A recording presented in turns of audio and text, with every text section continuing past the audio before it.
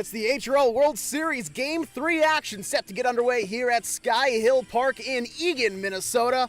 The Baby Cakes hosting tonight the Aces from Hopkins. I'm AJ, Ages of the HRL Chihuahuas, joined alongside tonight by four-time HRL champion Mippy of the Mets. Before we dive deep into tonight, what's your initial thoughts as we come into Game 3 here this evening, Mip? I'm just going to make the bold proclamation that the Cakes need to win at least 2 out of 3 tonight to keep their season alive. Borderline must-win games for them. You know, we're getting to that aspect of the night as well. Really high IQ analysis from you right there. But we're set to get underway. Expected probables tonight, starting on the bump for the Aces. We're looking to get Syke on the mound for Game 3. He'll be going up head-to-head against Dr. Seuss of the Baby Cakes. Dr. Seuss, a perennial Cy Wiffle candidate, and Syke not too shabby on the mound himself. It's going to be former teammates going head-to-head tonight. What are you expecting out of that pitching matchup this evening? Well, first of all, maybe a little surprising that we don't see Dumpy. He's been the Cy Wiffle probably leading candidate most of the year. Maybe Syke caught him towards the end of the year. I was almost certain we would see Dumpy Game 3, but you can't argue with Syke taking the mound. That being said, another Syke-Seuss matchup. You can't ask for much more. 2 elite pitchers, 2 elite winners. I'm just excited to see some Ks tonight. I'm excited to see it too. Just kind of roaming the grounds here at Sky Hill Park in Eagan this evening. It's nice to be able to catch up with a lot of the guys before they get going and kind of get locked in. But I did waltz over to Syke at one point during pre-games, and I said, "Hey, Syke, you got a minute? What are your thoughts?" Or he kind of shot me a look out of the side of his eye. I said, "Oh, are you a little too locked in?" He came over, dapped me up. He said, "I'm never not locked in." I think that sets the tone for not just himself, but the Aces for this evening. They see the end goal in sight. The finish line is right there in front of them. They just need to take 2 out of 3 games this evening to hoist the HRL championship trophy. Yeah, I'm not even playing tonight, and just seeing the look in Syke's eyes scares me. I'm on the other side of a fence. We're in a trunk of a car. I still don't feel safe. And if I have a cop to my left, I have Franklin to my left. Now I'm extra scared. Oh, shoot. Love the headwear choice by him this evening. So, I'm not going to lie. I thought we would have been a little underway by this time, so I didn't have too much pregame banter. But let's maybe talk about the road to get here. So, let's start with the Aces in Hopkins. They get drawn with the Americans in the first round of the city playoffs. They make pretty quick work of them, dispersing them in a 2-game series, essentially, just because they were able to pick up the best of 2 or best of 3 win there in 2 games. They then move on to the Grasshoppers, who I expected that one to maybe go the distance, but they made not light work, because they were contested, and I feel like all of the games at one point or another being down and having to battle back. Who do you think had the harder road? Because on the other side, the Baby Cakes, they go up against the reigning defending championship Mets in the first round, coming out of Palooza of all places, and then they score up with the Vibes, who we know Familia is no easy test any day of the week. So if you had to say who has the harder road coming into tonight, who do you think is going to be sitting on that higher peak? Oh, no question the Cakes had a tougher route. Yeah, having to face the defending world undisputed champion Mets, I felt bad for them. And they squeaked one out in extra innings in Game 3, so you tip the cap there. And then they knocked off the Eagan favorites coming into the year. Vibes hove with a masterful Game 5 pitching performance. Aces had a tough road as well, but I think definitely a little bit tougher for the Cakes. Here we go. And here we go, Game 3 officially underway here as this first one is hit to the left side and fielded cleanly by Hole for out number 1. And Seuss is on pace to throw an 18-pitch game. You gotta love that type of record is at stake here in this level of the season. Yeah, WebGem was ready for that first pitch. I wonder if that's going to be their approach. Seuss throws a lot of strikes, so I don't blame him. Go up there hacking. So the Immaculate game is officially cast away as that one misses wide for ball 1, and now 2 to Syke.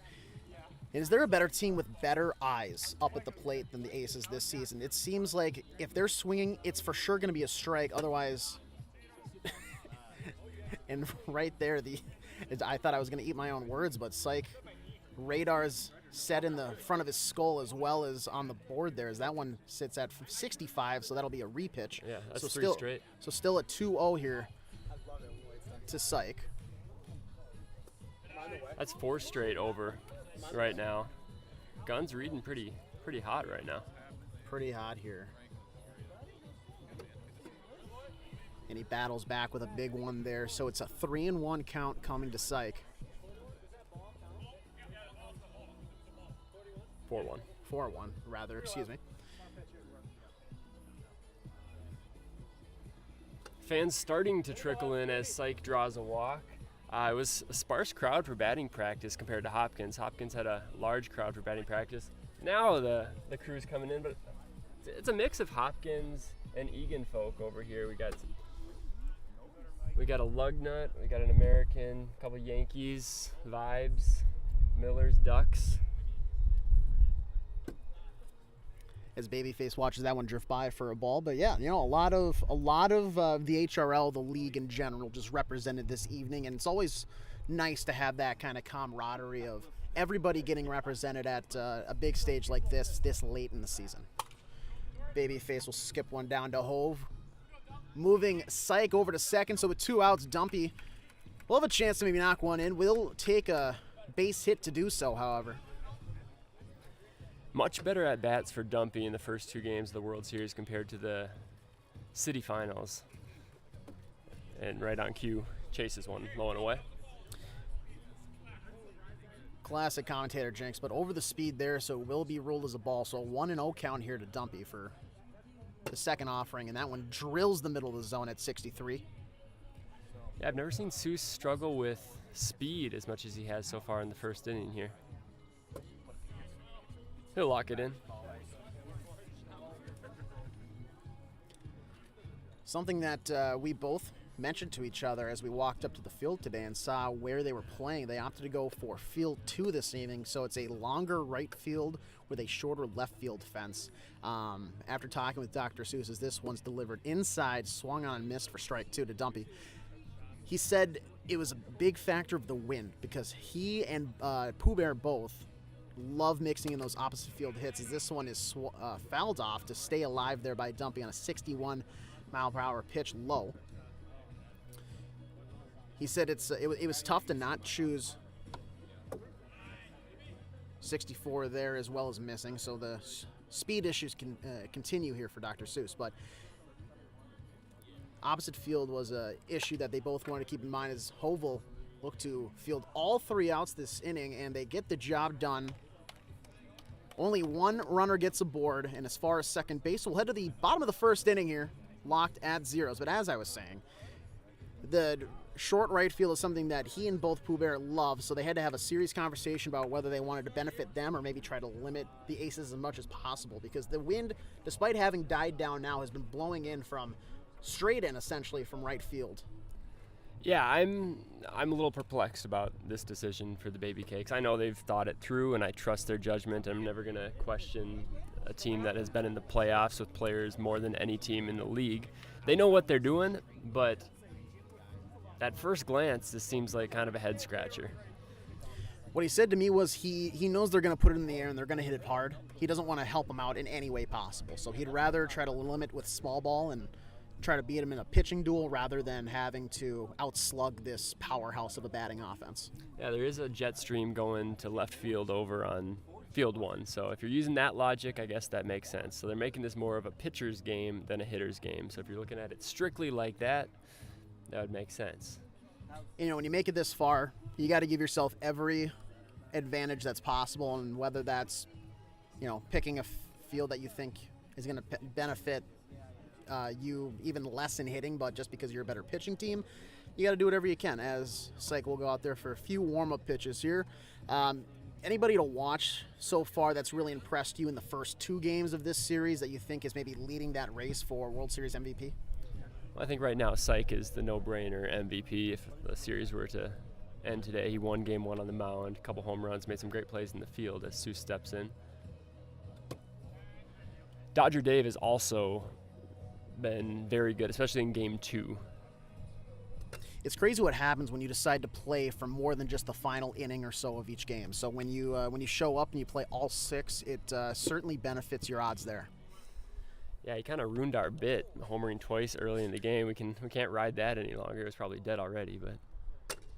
And the 2-0 offer to Seuss dings the board, so we'll draw 2-1 here on a 61-mile-per-hour slider. And that one just sits inside, even the count at 2 each. That's a good pitch. I expected it to break, and so did Seuss, just never did. Missling low there, draws to 3-2. 0-0 here in the bottom of the first. Webb Gem in right, Dumpy in left for the Aces. Oh my goodness. Dr. Seuss to start the game with some fireworks, and he points to the heavens. You know, there was a lot of discussion towards the end of the season if maybe Merce of the Chihuahuas dethroned Dr. Seuss as the Walk King. He just shows that he does it at any point in the season, whether it's regular games, first ones of the season, or playoffs. He will take a clutch walk like nobody else is. Hove will hit this one slicing down the line. That'll drop in. Hesitant at first was Dr. Seuss, so you got to think he maybe could have had third there easily, but hesitant base running with nobody out. You can't really fault him, but runners at first and second now for the Baby Cakes, and Pooh Bear has a chance to strike early. Yeah, he kind of had to hold up a little bit just in case Webb Gem was going to make that play, but it was slicing away from him, and he definitely could have gone first to third if he would have gotten a perfect read on it.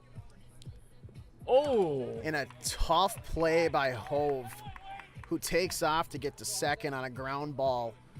So a double play turned right there by Webb Gem, who fields the Pooh Bear grounder and smokes Hove right in the backside. Dr. Seuss will prevail over to third. So now with 2 outs, Hondi draws up for the Baby Cakes, and maybe talk about what this guy's done for this team this season. Pop right back up, so he won't be able to do much in this at bat, but it's a lot of game left. Missed opportunity there by the Baby Cakes? Oh, definitely missed opportunity there. Things were cooking, and then little fortunate grounder for the Aces. Maybe a miscue on the base paths by Hove, but you can't fault the aggressiveness, I guess. Yeah, going back to Hondi, we'll probably talk about him a little bit more next time he's at the plate, but he's been the key to them getting to the World Series. In the offseason, the Cakes didn't know what they had. It was Dr. Seuss, Pooh Bear, and Palpatine was injured. They didn't know what they had. All of a sudden, Hove decides to come back from California. Hondi, out of nowhere, provides some much-needed offense, and here they are. So Dodger Dave steps in for his first look here against Dr. Seuss in Game 3, as this one is fouled off for strike one to start that at-bat. And a beautiful ball that just drops into the top of the zone to get the count 0-2.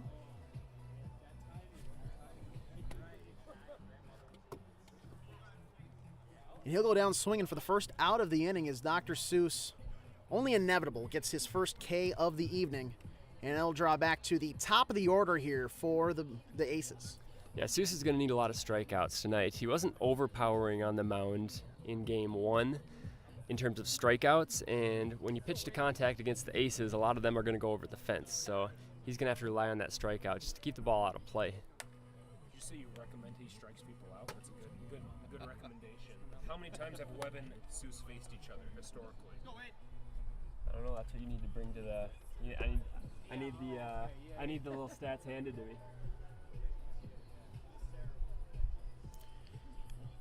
So Webb Gem already a infinitely longer at bat than last time around, where he went and grounded out for the first swing of the game on the first pitch of the game. Still a couple of goose eggs here in the top of the second, as that one is going to slide into the upper part of the zone 64. for a cold strike, but no, count that one back. 64 on the radar. The pitches don't look that hot. No, not at all. Maybe it's a wind factor with the wind kind of blowing towards the hitters, where the ball is just picking up at the end. But he does drill the zone there at 63 for a cold strike, getting that one right back.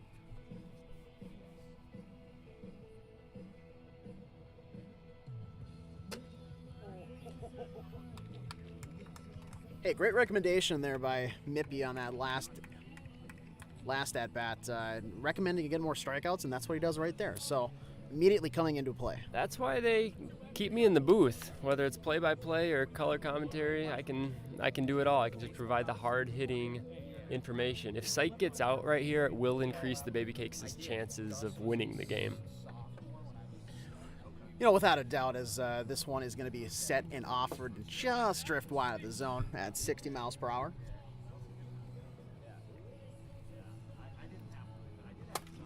Driven high and deep back at the wall. Hove reaching, can't quite come up with it, and we'll have our first runs of the game as Syke continues to be insane here in the postseason, driving in a run off a deep ball to left to make it 1-0 Aces here in Game 3. There's that man again. He just continues to produce. He's like a machine. That one not hit super hard for Syke standards, but hard enough. And maybe you could hear the lack of excitement on my call, just because I didn't think that one was maybe going to carry as much as it was with how much wind we've had here this evening so far. Plus, with just Hove sizing it up, he looked like he was maybe going to have a closer plan than he did. Yeah, I thought Hove maybe had a chance to climb the fence for that one. Maybe didn't get a great read on it, or the wind just continued to carry it where he expected it probably just to land in his hands. But it just went over the outstretched arms of Hove there and left.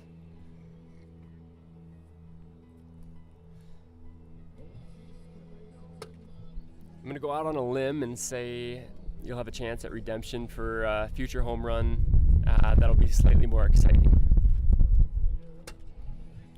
And a big hack by Babyface as he comes up empty for, I believe, the third out of the inning. So they do get one across, a solo shot by Syke deep to left, and we'll head to the bottom of the second. 1-0 the score, Aces leading in this all-important Game 3 as they try to close in on the franchise's long-awaited first HRL championship. And I know you mentioned this last week between their series against the Grasshoppers, but talk about a franchise that really deserves it more. Mm-hmm. They've been so in a drought, so longly deserving of this championship, long-awaited years of maybe just bad wiffle ball, underperforming seasons, and then something just clicks in the offseason. This team kind of comes together, and boom, they've got magic in a bottle. Yeah, coming into the season, they had basically been invisible in terms of the wiffle landscapes, and they've really kind of, for lack of a better phrase, burst onto the scene, surprised the league. And if they can pull this out for their city, for their fans, it's going to look like Chicago did when the Cubs won the World Series. And Sykes almost clearly locked in here, first setting down Palpatine on strikes for the first out of the inning. First pitch to Seuss drills the radar, so maybe he's almost doing a sportsmanship gesture with how much trouble Dr. Seuss has had here early with the speed gun. Well, Syke's never been a fan of gunning games. I remember the first World Series we played against him with the gun. He was a little upset about pitches being called over. He was kind of of the mindset, just let us play. And I see that mindset, but that's not the rules.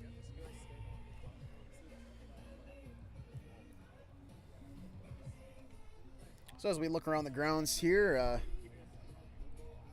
Face is in the building, and a couple Millers have rolled in with the Mart and Bliss Jr. Coach, a.k.a. Be, from the Mariners is here as well. D. It's pronounced B-A. B-A? Yep. Okay, well that's, you learn something new every single day.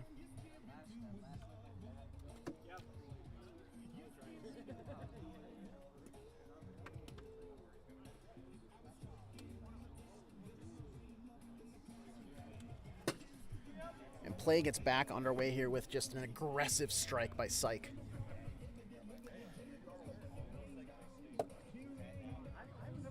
Even though Seuss is down in the count 1-2, he's just 4 balls away from reaching first base.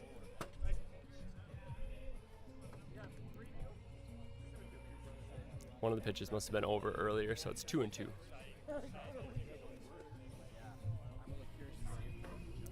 That one doesn't quite break and drills him in the shoulder.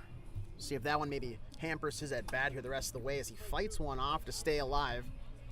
3-2 count now to Dr. Seuss. Yeah, smart swing there, because that would have been a strike, and now he's another chance at a walk right here.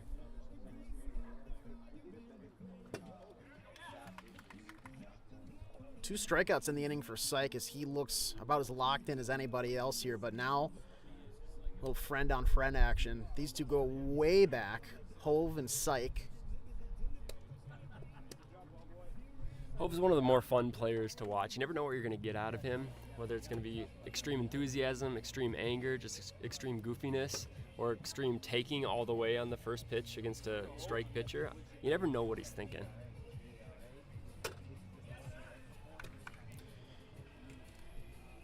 Really tough nut to crack here. I want to say the first 2 seasons in the league that we were both playing against each other, I got maybe 3 words out of him. And you know how chatty I can be. And finally, he did manage to speak a couple more sentences to me by some point, so I feel like our relationship has greatly progressed. As this one is driven way out to left, but it comes down at the wall, and Dodger Dave takes one back from the Cakes, preserving the lead here, and that'll wrap up the bottom of the second. That one had a vapor trail off the bat, but it just drops at the wall, and Dodger Dave makes the track down to end the inning. 1-0 as we head to the top of the third. Yeah, the exit velo on that one seemed to be about twice as fast as Syke's home run, but that's wiffle ball. It's kind of just how it goes sometimes. It all depends on that trajectory, whether the air catches the slits of the hole, and Syke gets the benefit of the doubt on his, and Hove is going to have to come back to that one thinking, if I maybe just hit that a smidge harder, if I pull that just a smidge more. It's a game of inches, as you would know. Yeah. It's probably about 2-3 inches from getting that one over the fence, which is it's a lot. Yeah. That's a massive, for anybody out there, that's a massive length and can really mean a lot. And for some people, very satisfactory. Maybe too much at times, to be honest. Speaking of 2 to 3 inches, Dumpy steps into the plate, steps into the batter's box. We got Kmart in the chat. Shout out to our one commenter right now. Noticeably absent Muhammad Johnson.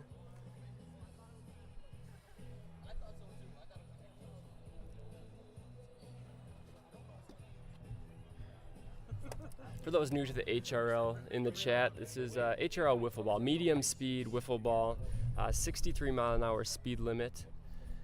Played on hockey rinks during the summer, so during the winter time this is filled with ice for hockey, but there's 2 fields on each hockey rink on the inside. Obviously, since now we're in the World Series, we only got 2 teams left, so we're only playing on one half of the hockey rink. The line in front of Dumpy is the dud zone. Anything in front of the dud zone is just a foul ball. There's a line between the bases, between first and second and third as Dumpy goes down swinging. That represents a singles line. Anything over the line in the air is an automatic single unless you get pegged. And for the most part, the rest of the game is played like real baseball. So Dumpy is retired for out number 1 of the inning, and Dodger Dave will step in here for his second look of the game.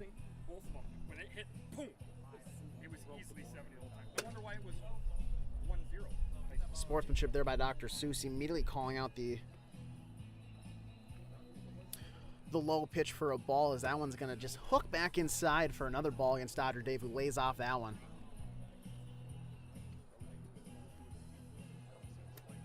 Swung on and fouled back for a strike here. Pooh Bear out in right center, Hove down the line and left for the Baby Cakes defensively. Comes up empty on a big swing right there, so he'll be retired for out number 2. And back to the top of the order as WebGem steps in once again for his 3rd time around. Now, if you ask Rocco Baldelli, this is going to be the last time that Dr. Seuss would see this Aces lineup before going to the bullpen. Popped up, and Seuss will call him off for the 3rd out of the inning. You got to think Seuss maybe has a little more faith in himself than Rocco does in his pitching staff, though. Well, we're going to have to see if he comes out for the 4th here. You know, they have Pooh Bear on the bench and Palp, and Hondi can throw, even though he gave up a home run to Twizzler. A lot of options for the Baby Cakes, especially at Seuss's age.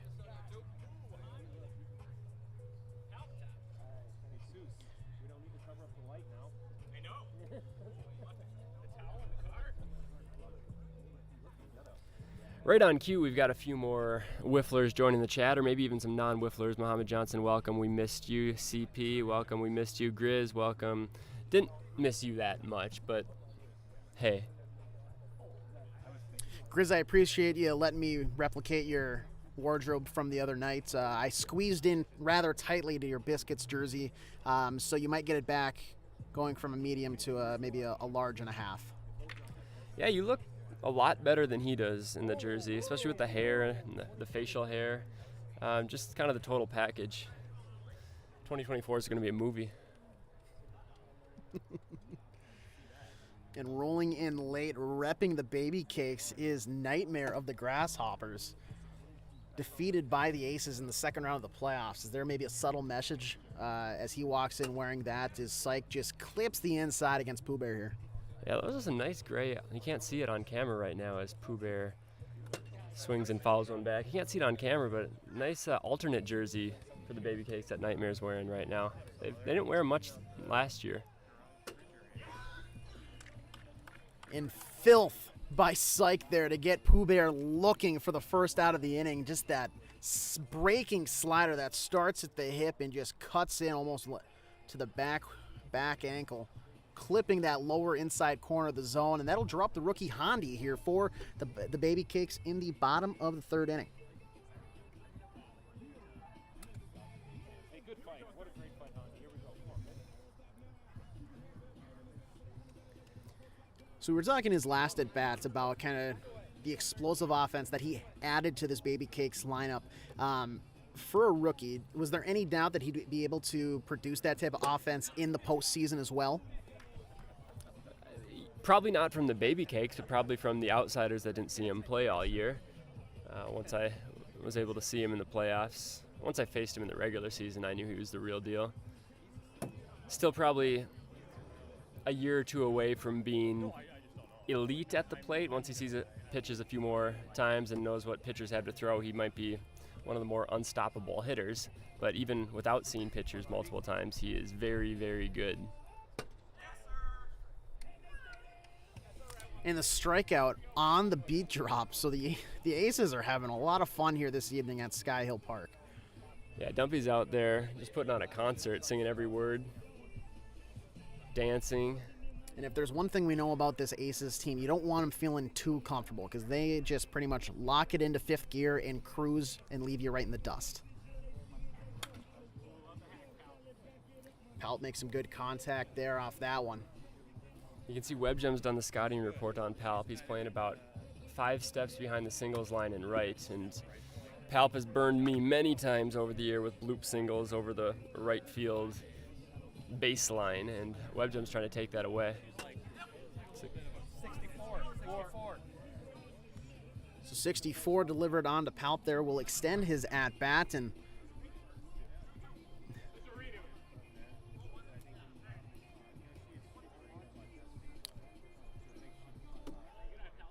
so that one will make the count 2-2 here. Defensive adjustments have been the name of the game for the Aces all season long, as that one swung on and missed for strike 3. So the Aces will carry their 1-run lead into the second half of this game. We'll head to the top of the fourth. 1-0 the score. Aces, off the back of a solo shot by Syke earlier, lead this one here in game 3. Well, if you had somewhere to be tonight or had plans tonight, you might be able to get your dinner plans in. This one's flying so far. Time of game, approximately 25 minutes. We had about a 4-minute intro. Pretty quick for 3 innings. Wow, it's actually, I didn't realize we were going that quick. I think this was maybe a vocal point of you and Grizz on the Monday night broadcast, but if you're the Baby Cakes, you know that if Seuss is on the mound, that's essentially a must-win game for you here. So this is one that you got to expect they are thinking, we need this one. I know this one isn't quite a must-win game because they do have to win 4 at the end of the day, but you got to think that this is one that they're thinking is almost must-win as much as possible.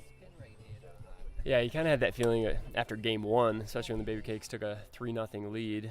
They had a lot of momentum going. They're like, okay, if we can get this one, we've got ourselves a series. But the comeback from the Aces just kind of stomped out that hope for the time being. Not that the Cakes are going to roll over, because they've got some dogs on that team. That one hit down the line, and I believe it was ruled as over. So it will be a base hit for Syke to start the inning here. So now with a runner on and nobody out, Babyface will step in. One of the sweeter looking swings in all the league. This is a guy that groomed that stroke on the grounds of Factor Field in Fridley. Something you and I know all is too familiar, and almost inevitable. When he makes contact, that ball is flying. Yeah, he's the cockiest 7-year-old I've ever met. There's nothing prepubescent about his swings.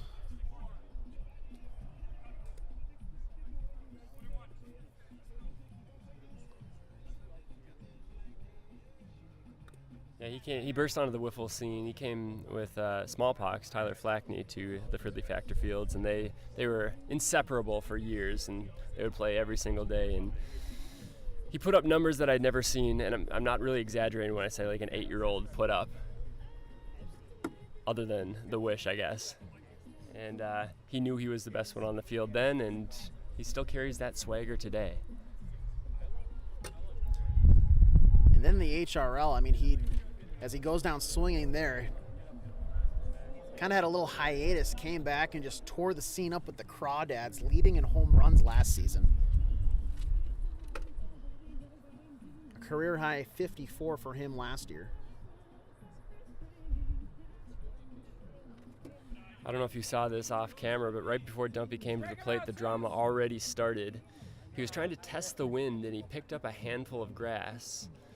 As Dr. Seuss delivers, swing and a miss. Picked up a handful of grass, threw it up to test the wind, and all the grass went into Hondi's face, and some words were exchanged.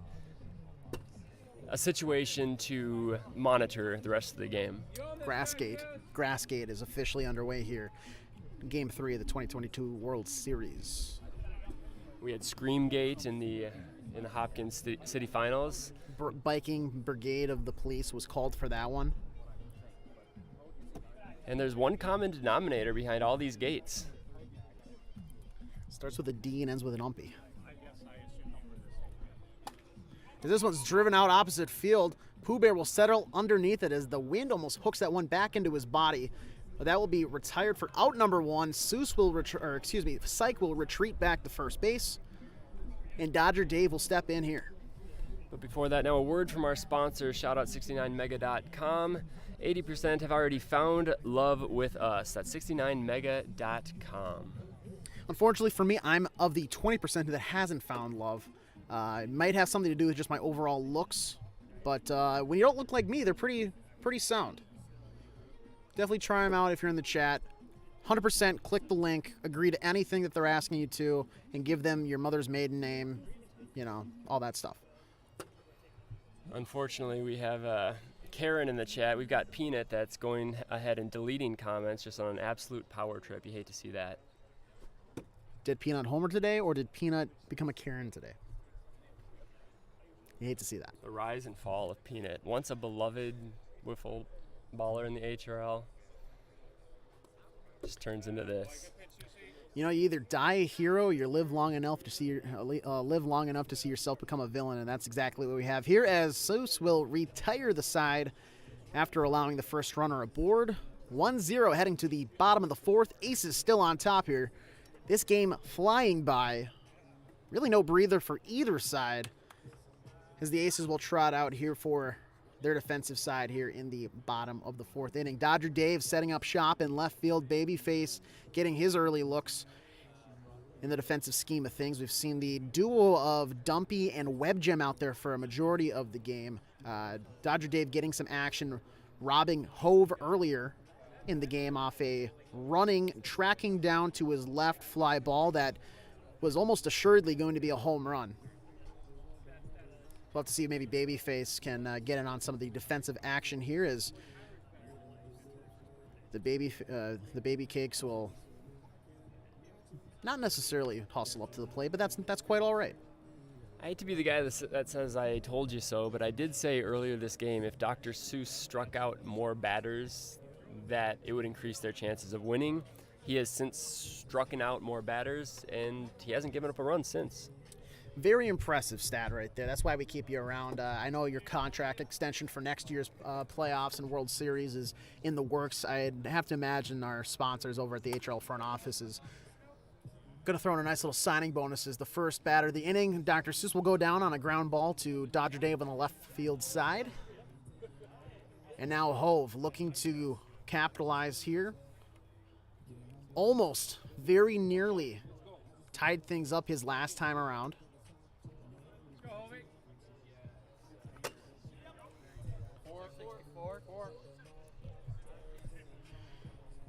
You know, at the end of last season, he traveled out to California and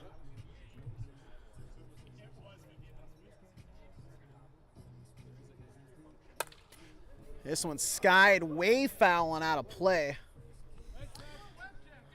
But as I was saying, I don't know if you've ever seen any of the movies where maybe like the protagonist kind of travels far away and learns the ancient art of insert thing here depending on the movie. That was a similar case for Hove this past offseason when he went to California, studied the ancient art of wiffle ball in the mountains of Northern California, came back, long hair, facial hair, And a pitcher. bucket hat essentially sewed onto his head. Just Something he could pitch, which he had never done before. something about that California sunshine really adds to the skill ability as Pooh Bear slices one foul down the right field line.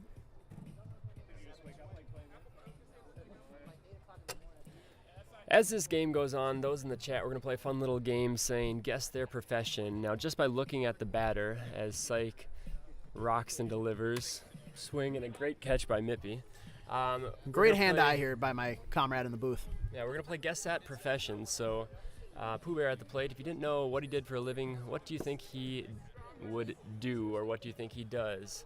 As he holds off there and doesn't quite go for what would have been a strikeout. You know, if I had to guess, I don't know Pooh Bear too well. As he'll get set down looking on strikes, I would bet something in the realm of computer programming. See, I was going to say some type of, like, guard, because he's really good at watching things go by, as that last at-bat showed. World's worst prison guard, maybe? He's the guy asleep at the desk in every movie where they just randomly sneak by.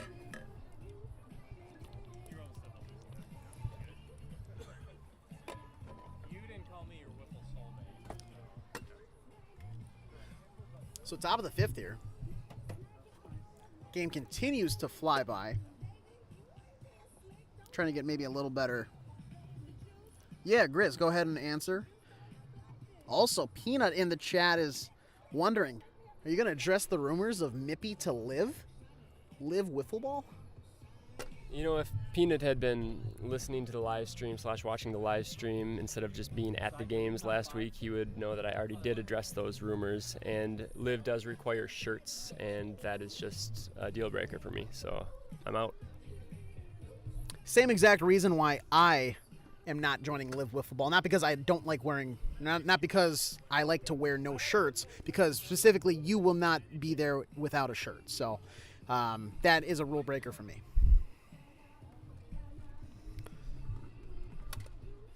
And this one almost assuredly to be a ball. Lights up the eyes of WebGem and he swings and fouls that one off.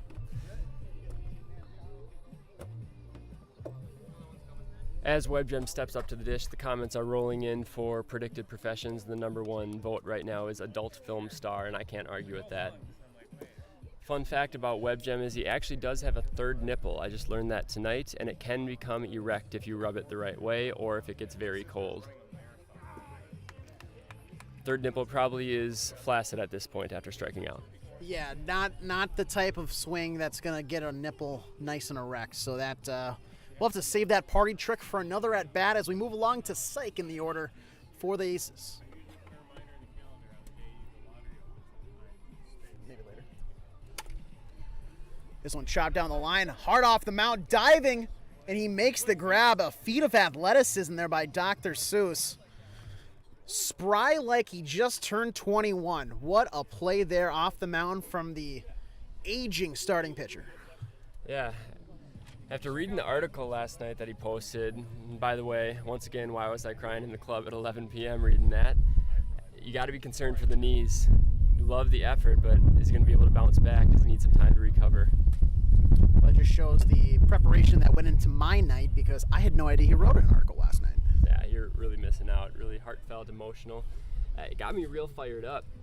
It made me actually change my World Series prediction. Well, I know what I'm reading in between games here.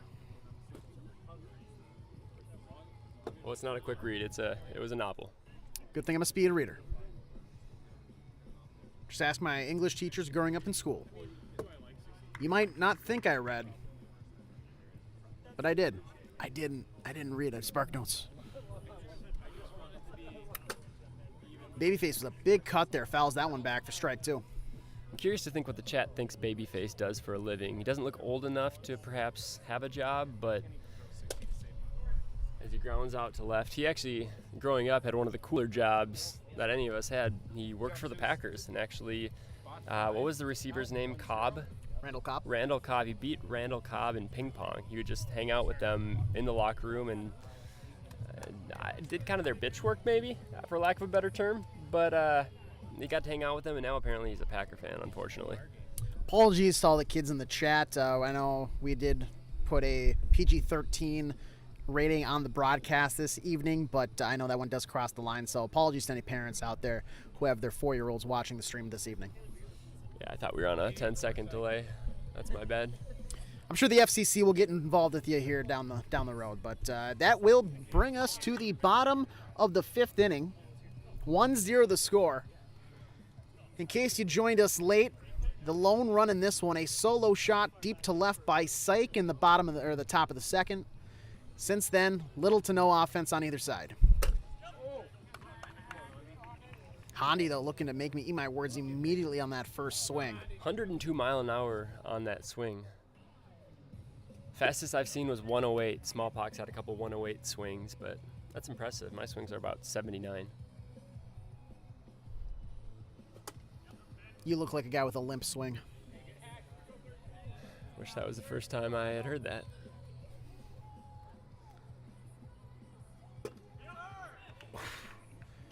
Sherwin-Williams-like by Syke. They're just painting the corners to set down Hondi for the first at-bat of the inning.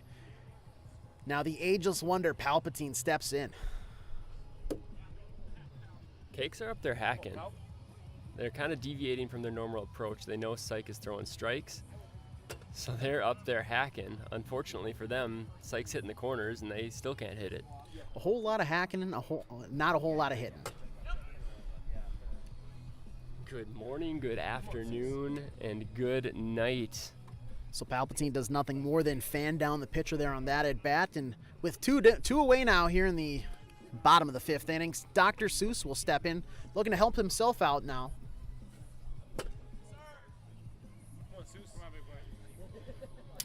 I'm gonna be honest with you, that one didn't look like 60. No, that was a hot 60, a heavy 60, and that's what Syke does. He throws heavy balls. Some would describe him as blue.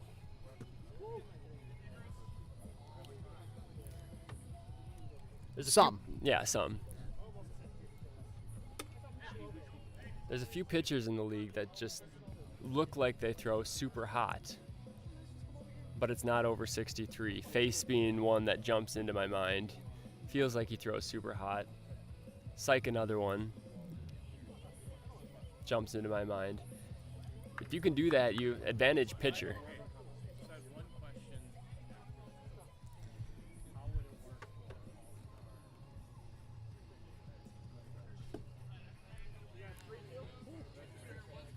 Nice little waist pitch there by Syke. 3-2 now the count to Dr. Seuss. Wow. Holy cow. If you're looking to redo your living room, call that man to get your painting done because he is just picking corners left and right. Sets down another batter here on strikes, and Syke is doing it all this evening, ladies and gentlemen. Coming into this game, I said he was hands down the MVP of the series, and this game has just lengthened his lead. A solo home run for the only run for the Aces and 5 shutout innings. I believe their last hit was in the first inning on that little flare by Hove, and then the double play immediately erased all of that momentum.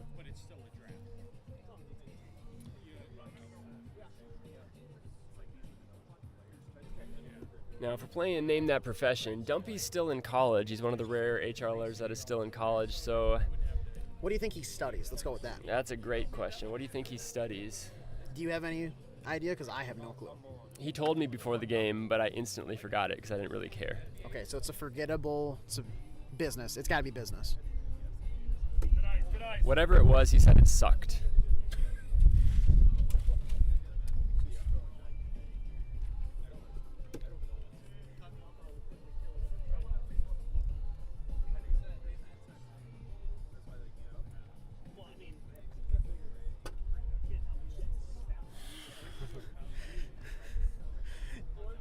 One mile per hour over, and he celebrates it.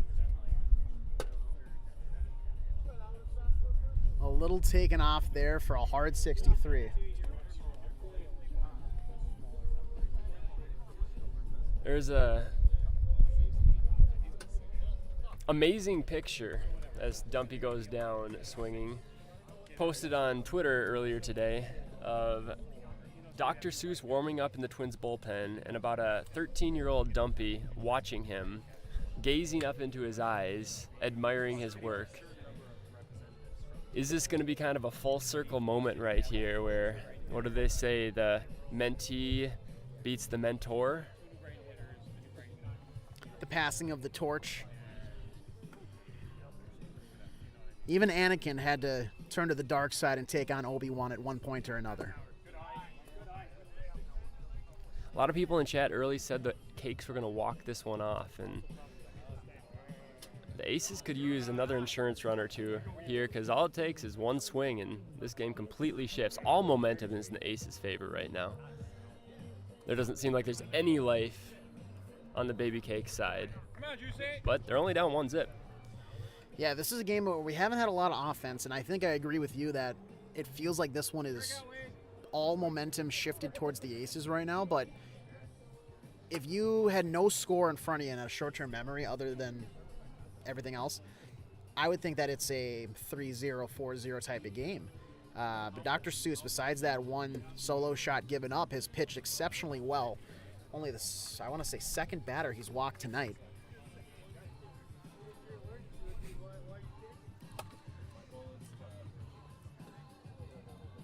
Just a dangerous move right there by Webb Gem, swinging at that ball when Dr. Seuss was clearly within catching range. Some gamesmanship. And we saw what he did earlier, making a diving grab to get the out against, I believe it was Dodger Dave earlier. Against Syke. Against Syke, rather, excuse me. Oh, and a nice little pickoff move. He doesn't pull the trigger, though. You know, the Emmys were just the other night, but boy, I think they're taking Best Actor submission still, because that sold me. I think that even got the camera crew. Yeah, I think Seuss had him there at first, but I think he maybe got flashbacks to Game 3 Mets the first round. He gave up 2 runs because of a failed pickoff throw, and I think that flashed in front of his eyes. Thanks, Wade. No. I'm just saying, if you do I didn't see it. I haven't talked to you. Hit the little back button. Pretend you've used the thing before. Go backwards. There's a history button. Thank you. So right now that one read 65, but it was on a swing, so there's some debate about whether the 65 was on the swing or the pitch. And it looks like it was on the pitch, so it's just going to be a ball. If I were a betting man, I would have said that would have been on the pitch. It's a good thing you aren't a betting man, though.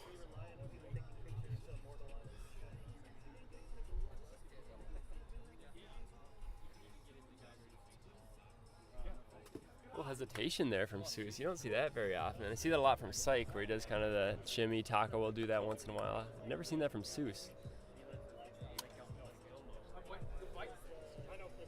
Also, we do have a celebrity here this evening. Despite his Thursday night football matchup, Patrick Mahomes is in the building.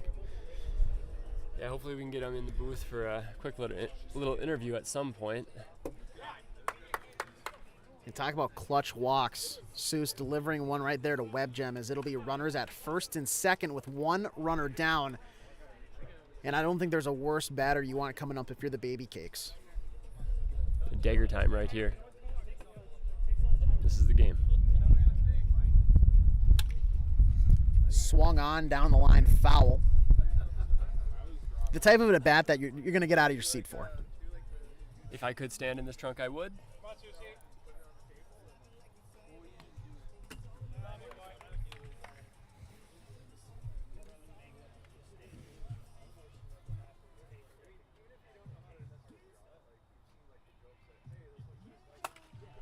Driven deep to right field, down the line, inside, and that one is gone. A 3-run shot by Syke makes it a 4-run game in the top of the 6th. And you got to wonder if that's enough to make it a 3-0 series lead. Dagger time. We had the commissioner, Huck Finn, basically on the line. Dan, was that one close to being foul whatsoever? No doubt. It was about 2 feet. It was enough. If you're here, it was plenty fair. But if you're online, there would have been some doubt. But it was good. It was definitely good. Don't let Syke get hot, as they say. Similar to the Waltons. Don't let him get hot. Has Syke ever not been hot? Let's be honest. Name a more walkable person than Syke. He's the only guy in the league that I've intentionally walked Same. ever, Same. and I've done it multiple times. A massive cut right there. Looking to make it a 5-0 game.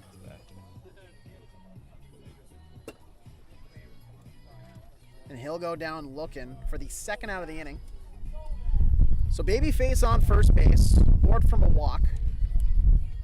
Dodger Dave, now the prime moments of the game for him to come alive. Do they really need him right now, though? That's the question. I think he's going to save it for next game. He's going to maybe hit a game-winning homer to win the series. Most feared hitter on this team, Dodger Dave.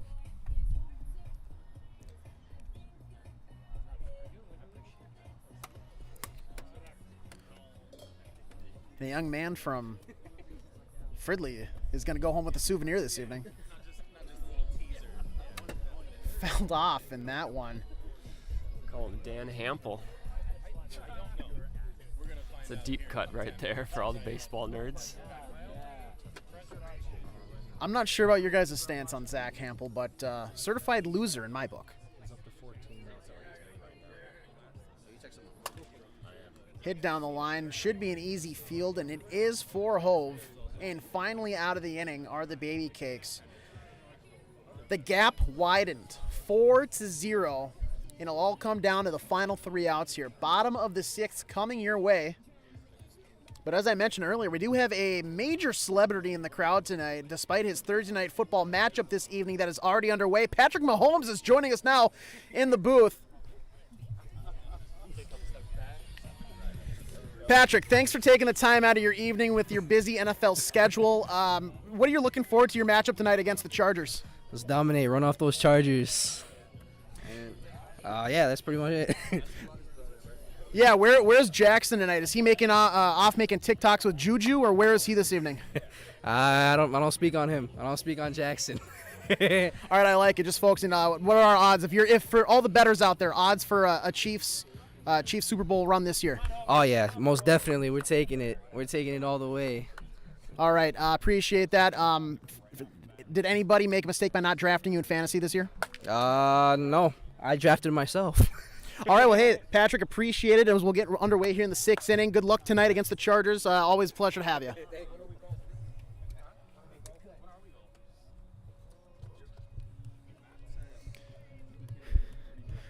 So as we were chatting with the arguably most explosive quarterback in the NFL, Hove goes down for the first out of the inning, a fly ball to right for the first out of the inning. Now 2 outs to go here before the Aces extend their lead in the series to 3-0, closing in on that first HRL championship. Pooh Bear continuing his bad watch guard job here, is just watching some pitches fly by. Yeah, normally I'd say the strategy here is try and get a couple on base via the walk, but Syke, I don't think he's had really any 5-ball counts. If my memory serves me correctly, there was one walk to the clutch walk master himself, Dr. Seuss. Other than that, it's been a lot of ground outs and strikeouts. Fouled back, and he'll get another strikeout here. 1 out away from taking a 3-0 lead in the World Series for the Aces. This has just been utter domination from the Aces. Now if you're the Baby Cakes, I know really one swing can tie this game up, but you're just looking to not be the final out of this game. No, you don't need to necessarily be the hero, just keep your game alive.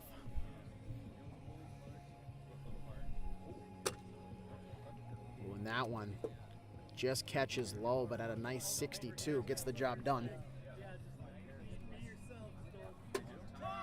And a 48-mile-per-hour changeup seals the deal in Game 3 for the Aces. An absolute gem for Syke. 6 shutout innings.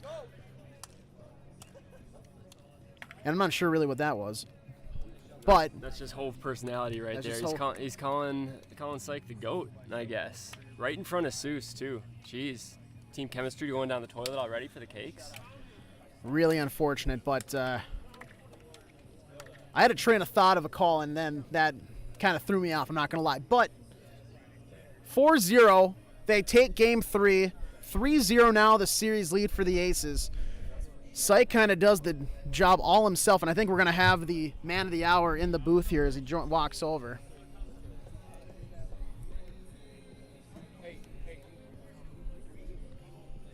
It's in the contract, so thanks for coming over.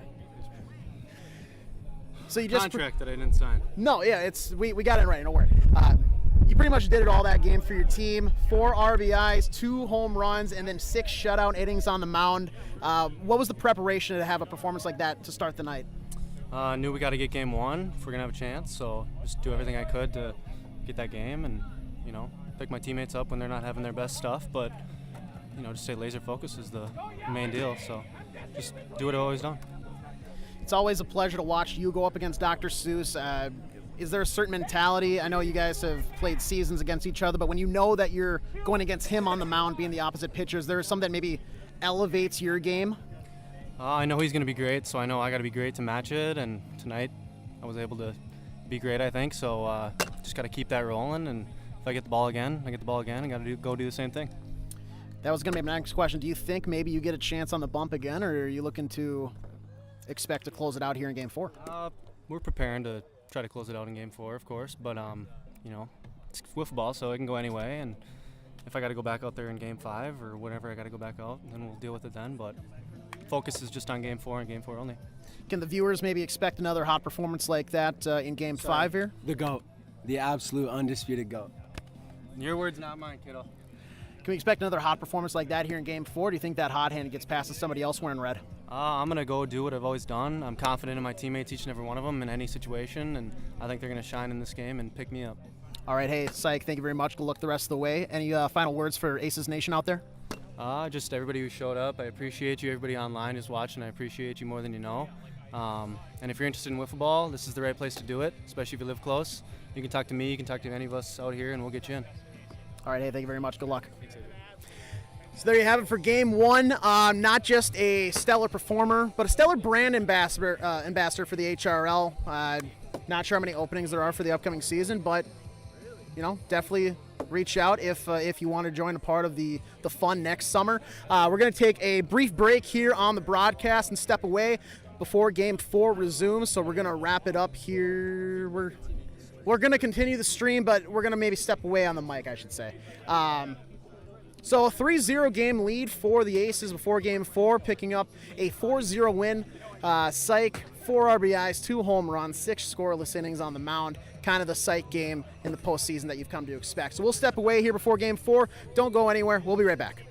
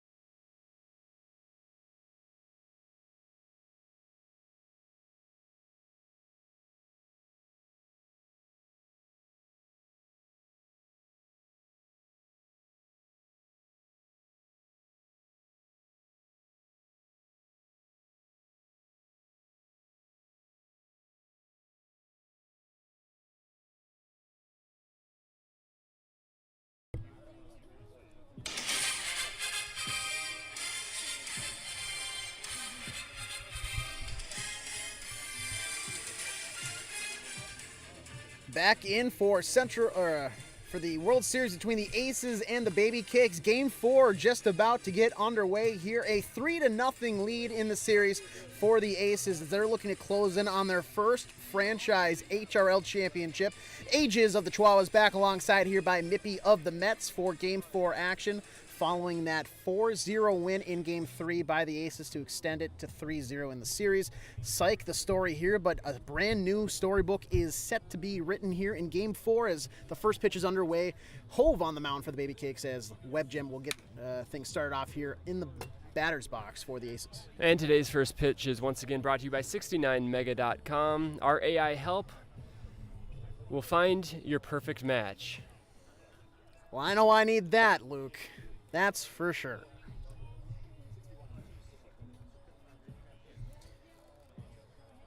So something that we discussed last game, as this one is swung and fouled off there by WebGem. The trip out to California for Hove, he came back essentially a new man, a new wiffle ball player, because he inherited this unbelievable pitching ability that's been one of the catalyst reasons for the Baby Cakes to get to this point in the series. Yeah, he's really surprised a lot of people. Oh my goodness, look at that. Second souvenir of the night. He surprised a lot of people with his pitching this year, and it has to be something to do with that California sunshine, water, whatever they have out there. Right on cue, 98-mile-an-hour screwball according to the radar gun. Gets WebGem looking. We have our first customer in the chat. We have one of the nation's best wiffle ball players, Jimmy Cole, saying, I need a match. I don't need a perfect one. Well, we know that because you accepted smallpox onto your team. You know, I don't know about you, Mip, but I am excited to see what the Meats can do out in New York this year. Well, that's you. Definitely not me. I don't care what the Meats do out there. Full disclosure, I have little to no knowledge about that. I just know that Jimmy is on the roster, I think. You're correct, and I actually do care quite a bit, and I'm cheering for them. Oh, okay. We can just cut that from the broadcast. Anyways, Psych will hit this one short of the line for out number 2. Yeah, Psych in a little bit of a slump now. He's 0 for his last 1. No home runs in his last 1 at bat.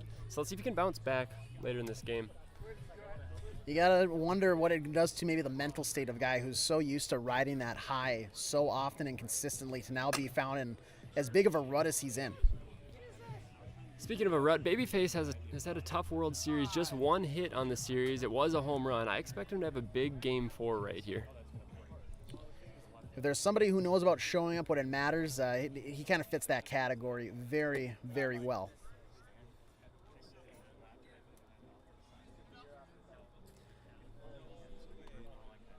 In today's broadcast, we're going to have a bunch of guests into the booth. We've got Yager lined up for the 2nd inning. We've got Trent, Coach, Bia, B lined up for the 3rd inning. We've got Hader lined up for the 4th inning, and we might even have a surprise guest or two. Franklin is in the building. We don't know if we're quite ready for him yet, though. You got to wonder if all of those combined will top the Patrick Mahomes one-on-one that we had earlier in game number 3. Just moments before his kickoff against Thursday Night Football. Yeah, nothing really topped that. We kind of climaxed real early in the night, but we will settle for a Hader interview here and there.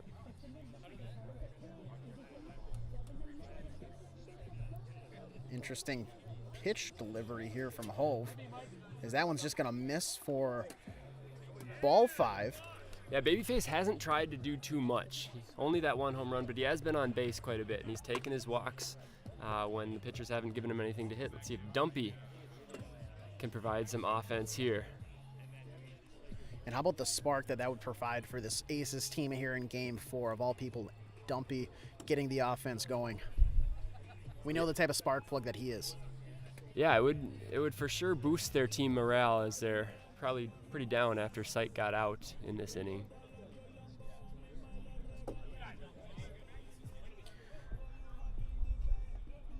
Hova southpaw on the mound, goes for that Johnny Cueto type of delivery. As this one is swung on and fouled back.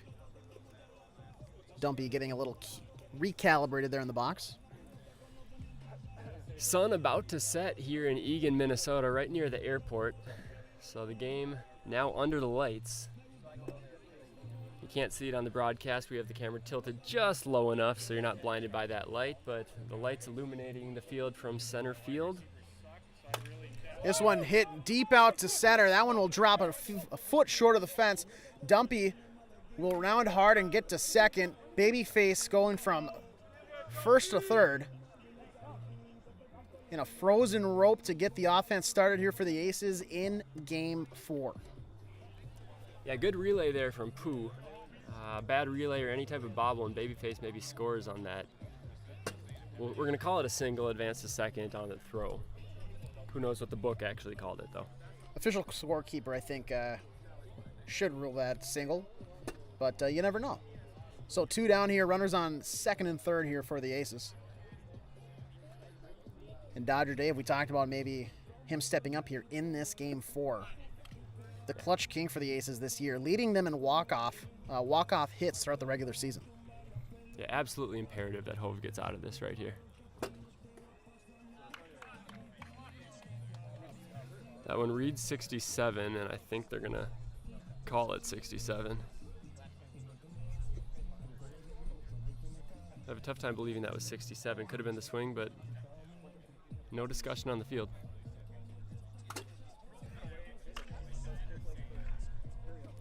Some would say maybe ball don't lie right there as he comes back with a hard strike 3 to get out of the inning. So they escape unscathed, and we'll go 0-0 here to the what was it, bottom one. Bottom one. That's right. You know, game 3 went just so quickly, flew by, that I almost expected to be in the second or third by this time. We're not used to having base runners on the bases, and we might see a few base runners as WebGem is going to take the mound, meaning Dumpy still has not seen the rubber in this series. Very interesting call there, and you got to wonder if maybe there's a conversation, if there's maybe a hesitation to have him go out there despite the ludicrous regular season numbers that he put up on the mound. What's been the hesitation maybe for this Aces team to get him out there on the bump at the most important time of the year?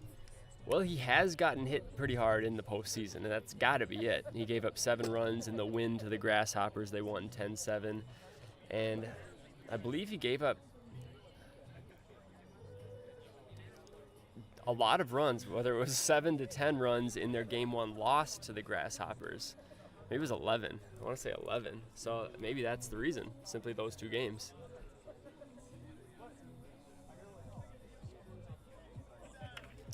It'll be interesting if they go Game 5, if they throw Syke twice in a night or go to Dumpy.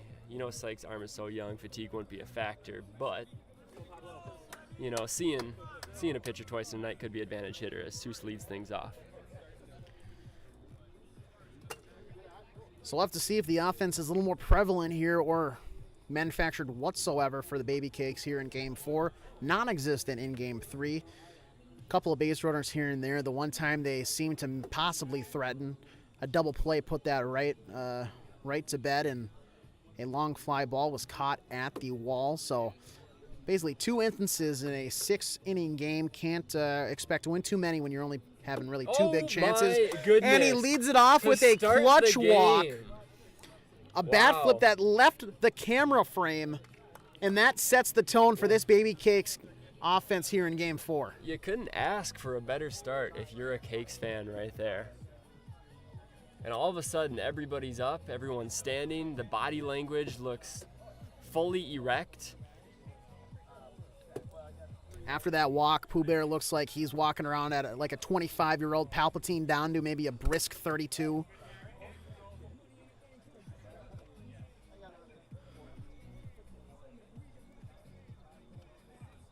Easy take there by Hove as he gets on right in the tuchus. And you see what that walk does to WebGem.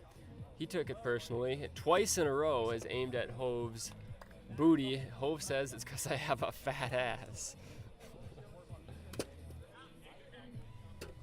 Just a little late on that one. He knows that's one he probably could have taken pretty deep, gotten good plastic on it. Essentially no contest there from that. Shot the other way. and he'll be retired for out number 1. Does make it a progressive out, though, to get the runner from first to second. So now in scoring position, Pooh Bear will step in. Now, I don't want to say the base running for the Cakes has lost them any games this series, but it definitely hasn't won them any games. I'm all for being aggressive, as a cheer from left field by Dumpy as his pitcher WebGem drills Pooh Bear on the first pitch of the at-bat. Yeah, that gamesmanship from Dumpy carrying over into game 2 after throwing the grass in Hondi's face in game 1. No love lost from left field. Yeah, the Cakes had a chance in the first inning of game 1, and they ran into a double play. As Webb lobs one. That's risky. That's risky in the World Series. Wow. With a base open, though, they'll make it first and second with 1 out. You got to make contact here if you're Hondi. And if it's a ground ball, you got to read this well if you're Seuss. There's no base coach at third base right here, which I don't know how you do that in the World Series. Nobody telling Seuss what to do. On a ground ball to right, someone's got to tell him. Mm-hmm. You got to wonder maybe if the control issues persist. Maybe it'll have loaded for Palp. Yeah, Webb typically doesn't have control issues, and if he does, it's usually because of some strong winds. There's not strong winds tonight.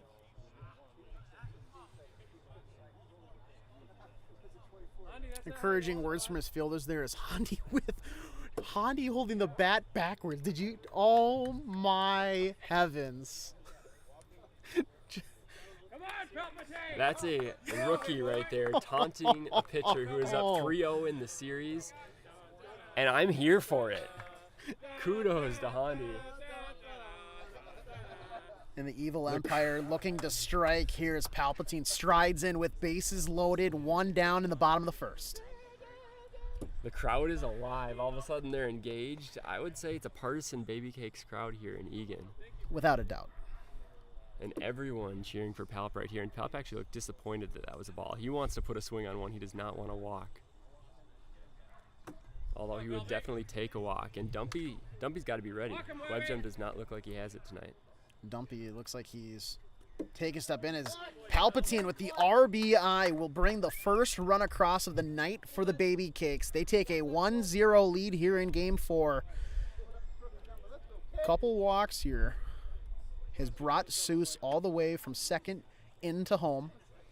Now he has a chance to get the offense party really started here. Still only 1 out. Pooh Bear on third. Hondi at 2. Palp at first. Ground ball scores a run right here. That one is going to be lined. Oh, he missed him. Missed. Oh, but he didn't tag. He didn't tag. Line to right where Syke comes up with a big catch. Tries to double up Palp at first. The bounce pass misses, but Pooh Bear didn't happen to tag. The hesitation doesn't bring him in, and so will remain bases loaded here now with 2 outs and Hove, an always dangerous bat. I mentioned it a couple batters ago. Their base running has maybe not lost them any games, but definitely did not win them any games. And right there, you got to have the run home from third. I think there's maybe only one runner on the Baby Cakes who is holding at, or should be holding at third there, and he's standing at first. Is that a slight at Palpatine's speed? I just think he can motor. I just think the arm of Syke would be able to be enough, as this one draws to 3-2 here now to Hove. Remember, 2 outs. Runners will be taking off at the sign of contact. Swung on, and he gets him out of the jam. WebGem, though, not thrilled with himself. A silent curse, and Hove not thrilled with himself either. But the Baby Cakes get the all-important first run, and that was enough for the Aces in Game 3. Will it be enough for the Cakes here in Game 4 to extend the series?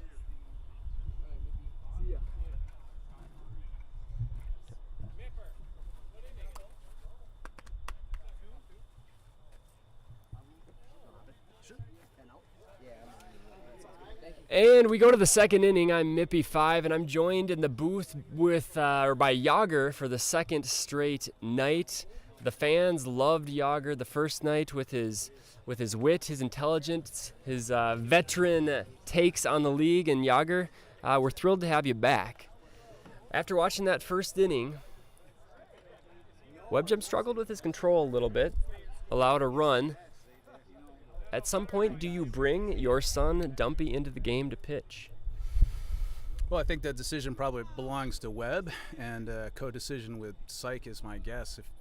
As far as what I would do, boy, I don't think I would ever be in this position where I'd have to make that decision. But I guess we're going to find out. I mean, listen, they carried 3 pitchers all season for a reason. They have the luxury of 3 pitchers, and I think that's something you're going to enjoy in game 4 here. What would a championship, your son's up 3-0 right now, what would a championship mean to your family if Dumpy's able to bring this home in this game or next Monday?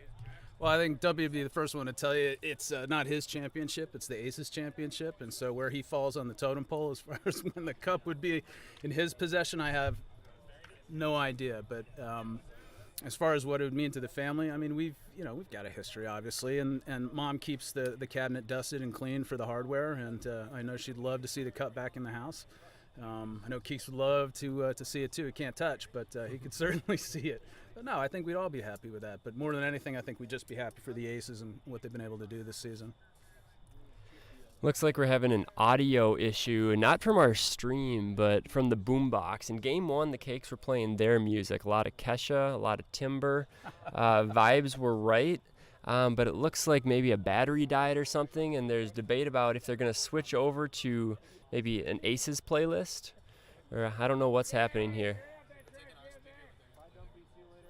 So the Baby Cakes, in a mind game right here, are going to take the Aces speaker but play the Baby Cakes music as we're ready to get back underway. The Cakes have been playing mind games the entire time that we've been in Egan this evening. I mean, first thing you notice as you look at the field is we've got the high-profile bags out there, which I think is interesting. Usually low-profile bags in Hopkins. So you can see they started early. I'm happy to see that they're continuing. Not surprised, though. Not surprised. That's Cakes wiffle ball.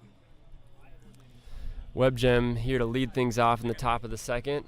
Kind of lucky to get out of that inning with only 1 run allowed. Line drive to right, caught by Syke. Palp not doubled off first,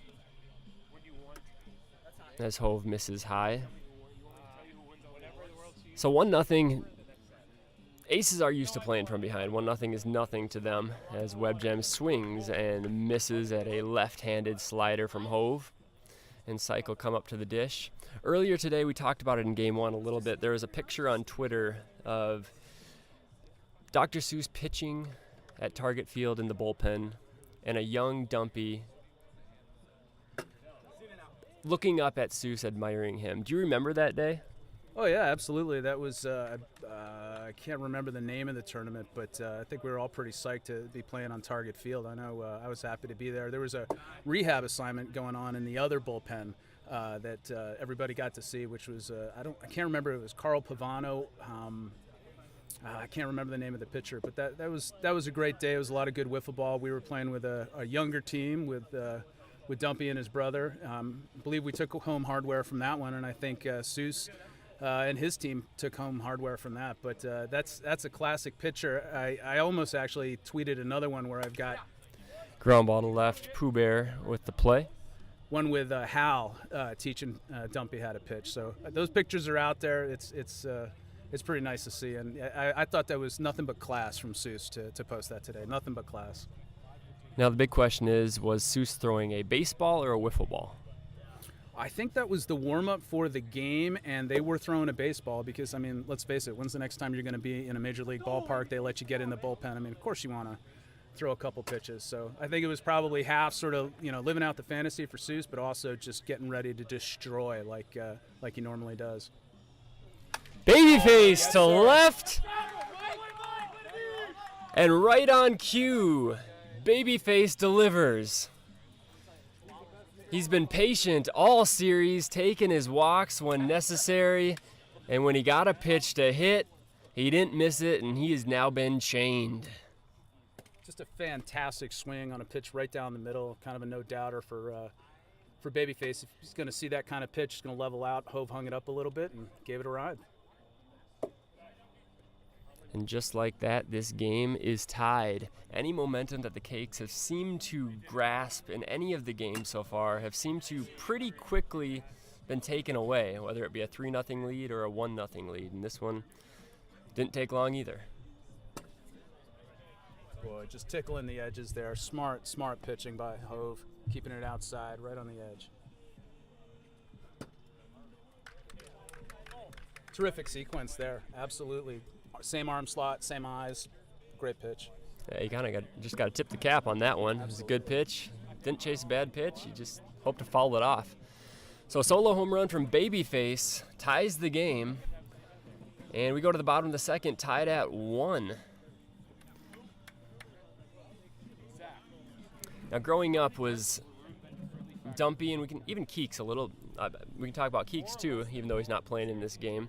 Were they more wiffle ballers or baseballers? Did they grow up playing, or both?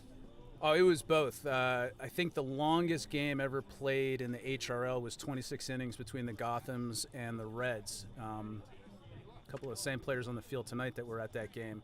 A lot of players, actually. And they were there for that. So I think, first fell in love with wiffle ball, but of course get the opportunity to play baseball, and they certainly did that. But, I mean, what other sport would you want to continue through, after high school? And I think they found a home here. What position did Dumpy play in baseball? He was a pitcher. Fair enough, as Pooh Bear swings and misses and throws his bat. It wasn't strike 3, though. He just kind of threw his bat in frustration there, and he'll try and collect himself here. What a pitch. He's able to foul it off. Pooh Bear, I don't think he's adjusting his approach. I think he's still trying to go to right field. Even though we have the deep right field porch with the wind blowing in from right field, he's going to stay to his roots. You faced Pooh Bear a lot in the Gotham's days, correct? Was he on the... He was on the Reds, He was yeah. on the Reds. What do you remember as Pooh Bear draws a walk right here? What do you remember about facing him back in those days? Well, I don't remember anything about facing Pooh Bear. You got to understand that with the Gothams, it was a 4-man rotation, and I was the 5th string pitcher. So I think the only times I ever saw the mound were on previously agreed upon lob ball games, and that's been my consistent repertoire ever since. Fair enough. Hondi will step in with his patented, slightly too small backwards hat. That's his brand right there, and I love it. Cakes could really use a spark again after giving up their lead. You get the feeling that this is kind of same old script over and over, and if Hondi can put a charge in one, maybe that'll flip the script a little bit. Oh, that was a great pitch. Chopped right back to the pitcher. That's probably going to hit the board, and all Hondi could do was saw it off and get it back to the pitcher. Pooh Bear does move up to second base, so in scoring position if Palp can put it over the line somewhere. We've got Dodger Dave in left, Babyface in right. Babyface takes a few steps in, as the Aces have been doing all series, playing Palp for that short little doink hit. Yeah, Webb really needs to come through here and start pounding the board on this guy. I mean, Palp's going to sit there, he'll watch it. Cagey veteran. There it is.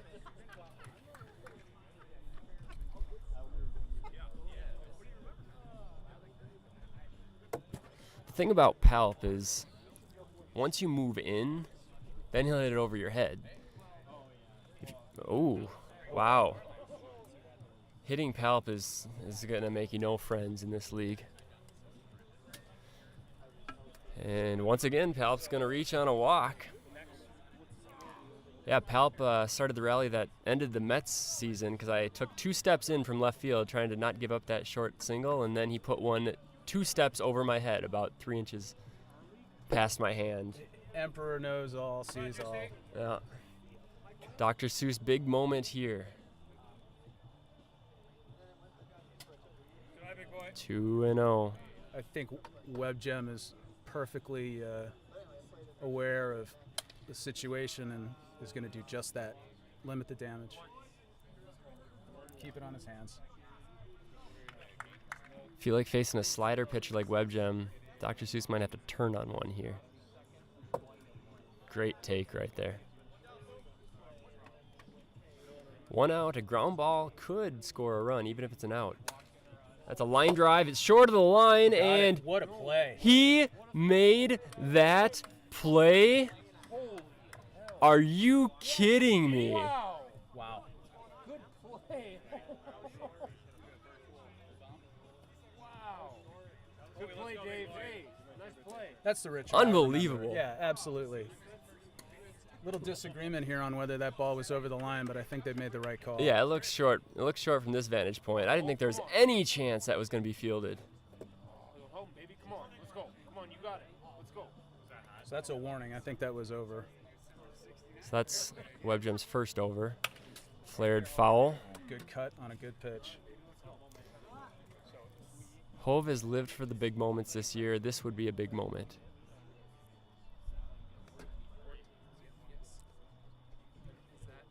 First base open. Do you pitch around Hove to get to Handy?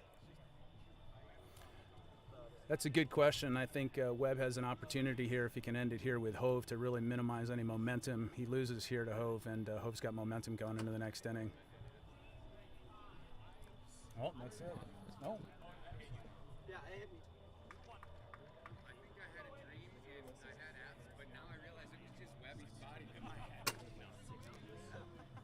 61-mile-an-hour slider. 2 strikes to Hove.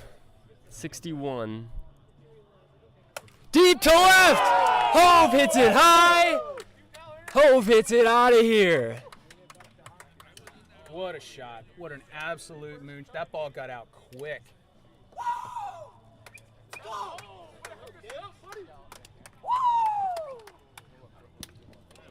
He lets out a barbaric scream as he rounds third and comes home. 2 strikes, and he rips it right down the left field line, and the Baby Cakes have a 3-run lead.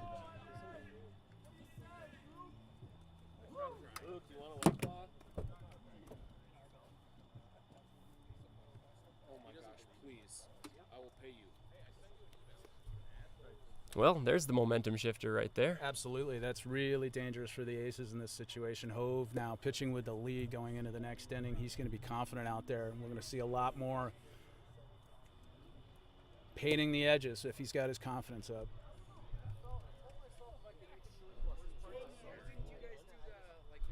Now the Aces are no strangers to 3-run deficits, especially early against the Baby Cakes. So if they're going to win this game, they're going to have to come back from 3 down as Webb yanks that one, and he might yank himself. He's walking off the mound. What's he going to do?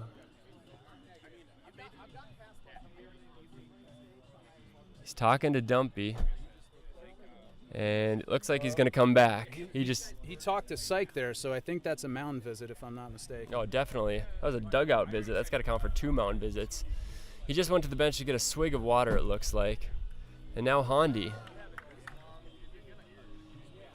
Inside.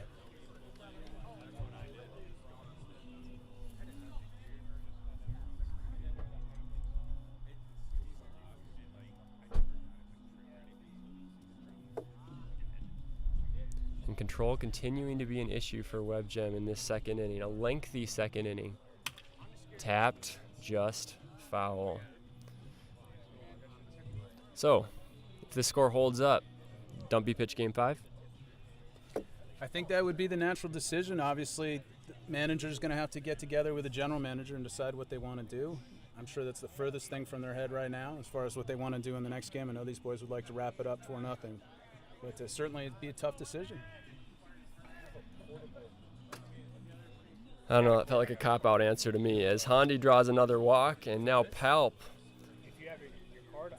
A cop-out answer. Oh, my God, calling me out. All right, so is your this is mound visit Here we go. number 2. I think he's got to come out now. It's the second mound visit of the inning. If it's my decision, I think you leave the kid on the bench. I don't think in this situation it's a good idea to bring the kid in. Playing from behind, he has not demonstrated mastery of the Cakes in his history, and he's had trouble in the playoffs. Let's face it. I think we're talking about 14 earned runs. I mentioned it the last time we talked, Mip. he is not showing up on the mound for his team, and the manager's going to have a tough decision to make. Well, we'll see how this thing plays out. Once again, far from over, obviously, as WebGen misses outside yet again. But it's a good problem to have if you're the Aces. Which ace do you throw for Game 5, I guess? Nobody's feeling sorry for him. No. And the misses aren't close right now. Lather getting a little thicker. Mm-hmm. Come on, pal, babe. Pace becoming a little slower. Yep. Lobs one in. And it freezes Pelp. Wow. That's, I mean, if you're going to lob one in, up and away is kind of the place to go, That's because the only place he could go with that pitch. Pelp wasn't going to do much with that. But damage done for the Baby Cakes. Yager, I'm sorry you were bad luck for the Aces that inning. I was hoping to get like a dumpy home run that inning. But I seem to recall the last time you and I sat together in the booth, the Cakes were getting up on the Aces too. I might not be the best person to have in the booth for the Aces, but we shall see. So if I guess in the comment section here, if we've got more of the Cakes fans that want me to stay, I'd understand. But otherwise, I will take my leave of you. Mip, it was a pleasure. Thank you so much. It's been a terrific night, and we'll see how it goes. Thanks for having me. yeah, I'd love for you to stay, but Coach and Trent is begging to get into the booth, and we promised him some airtime tonight. So we're going to call him over, and we're going to get rejoined by Ages, the A crew. Thanks for stopping by, Yager.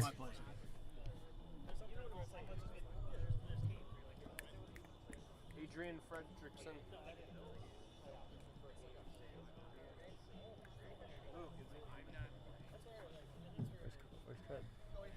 He just got me in this. He's right there. That is a Fair ball down the line, fielded cleanly by Pooh Bear for the first out of the inning. Got a 4-1 ball game here. mention Trent's a light. Quick shout out to Trent, aka Coach, aka BA, for saving the stream with the. Whoa, hey! Apologies to all the young kids out there watching this HRL stream tonight. Apologies for the Strong Landers there. I'm now joined in the booth by the Mariners' very own Trent, aka BA, aka Coach. Glad to have you on the broadcast. What do you think about, first off, the game so far this evening? It's been crazy. I didn't know it was 1-1 until it happened, and then then the 3-run home run, and then a loud yell, and then D yelled loud. Yeah, that was surprising. That was a very good mimic of the woo by D as Hove. We saw the psych game in Game 3. Is this going to be the Hove game in Game 4? I've been saying it. I think I texted Seuss back in April that this is Hove's year. Hove had an incredible year in our fast pitch league, MNWA, which happens in the winter. And I just could see it. He was on a different level in that league. It was just different from years before. It seemed like everything was clicking for him. And so I relayed that information to Seuss, as manager. I'm like, keep an eye out for this kid this year. I didn't have to tell him that, but I did. And then he started off really hot. And this playoffs, he's had, at least 3 big home runs that I can remember, and I don't even keep up. So that tells you how good of a job he's doing. It's this. So like you ask if this is Hove's game, I think this is Hove's year. This is Hove's playoffs. And if this series is going to continue, it's going to be because of number 9. As a hard loser of Hove, hard agree.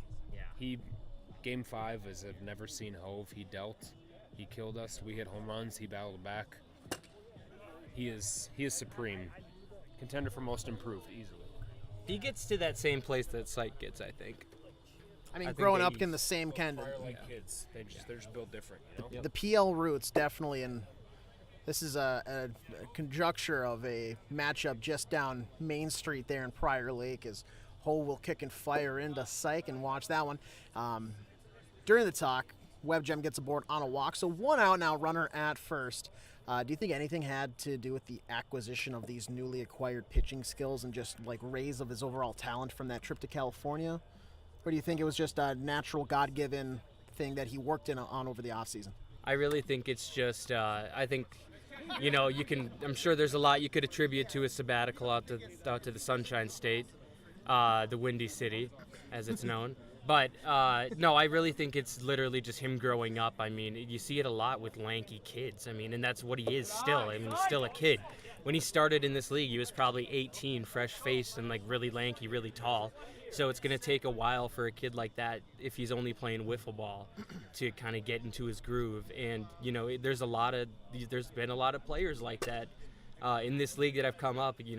Guys like Epstein who have come into this league and had a little bit of a struggle early on when they were super young. Squirrel himself. This one lifted over to the left field side, caught on by Hove for out number 2. So 2 away here with runners on first and second. Dumpy now stepping in.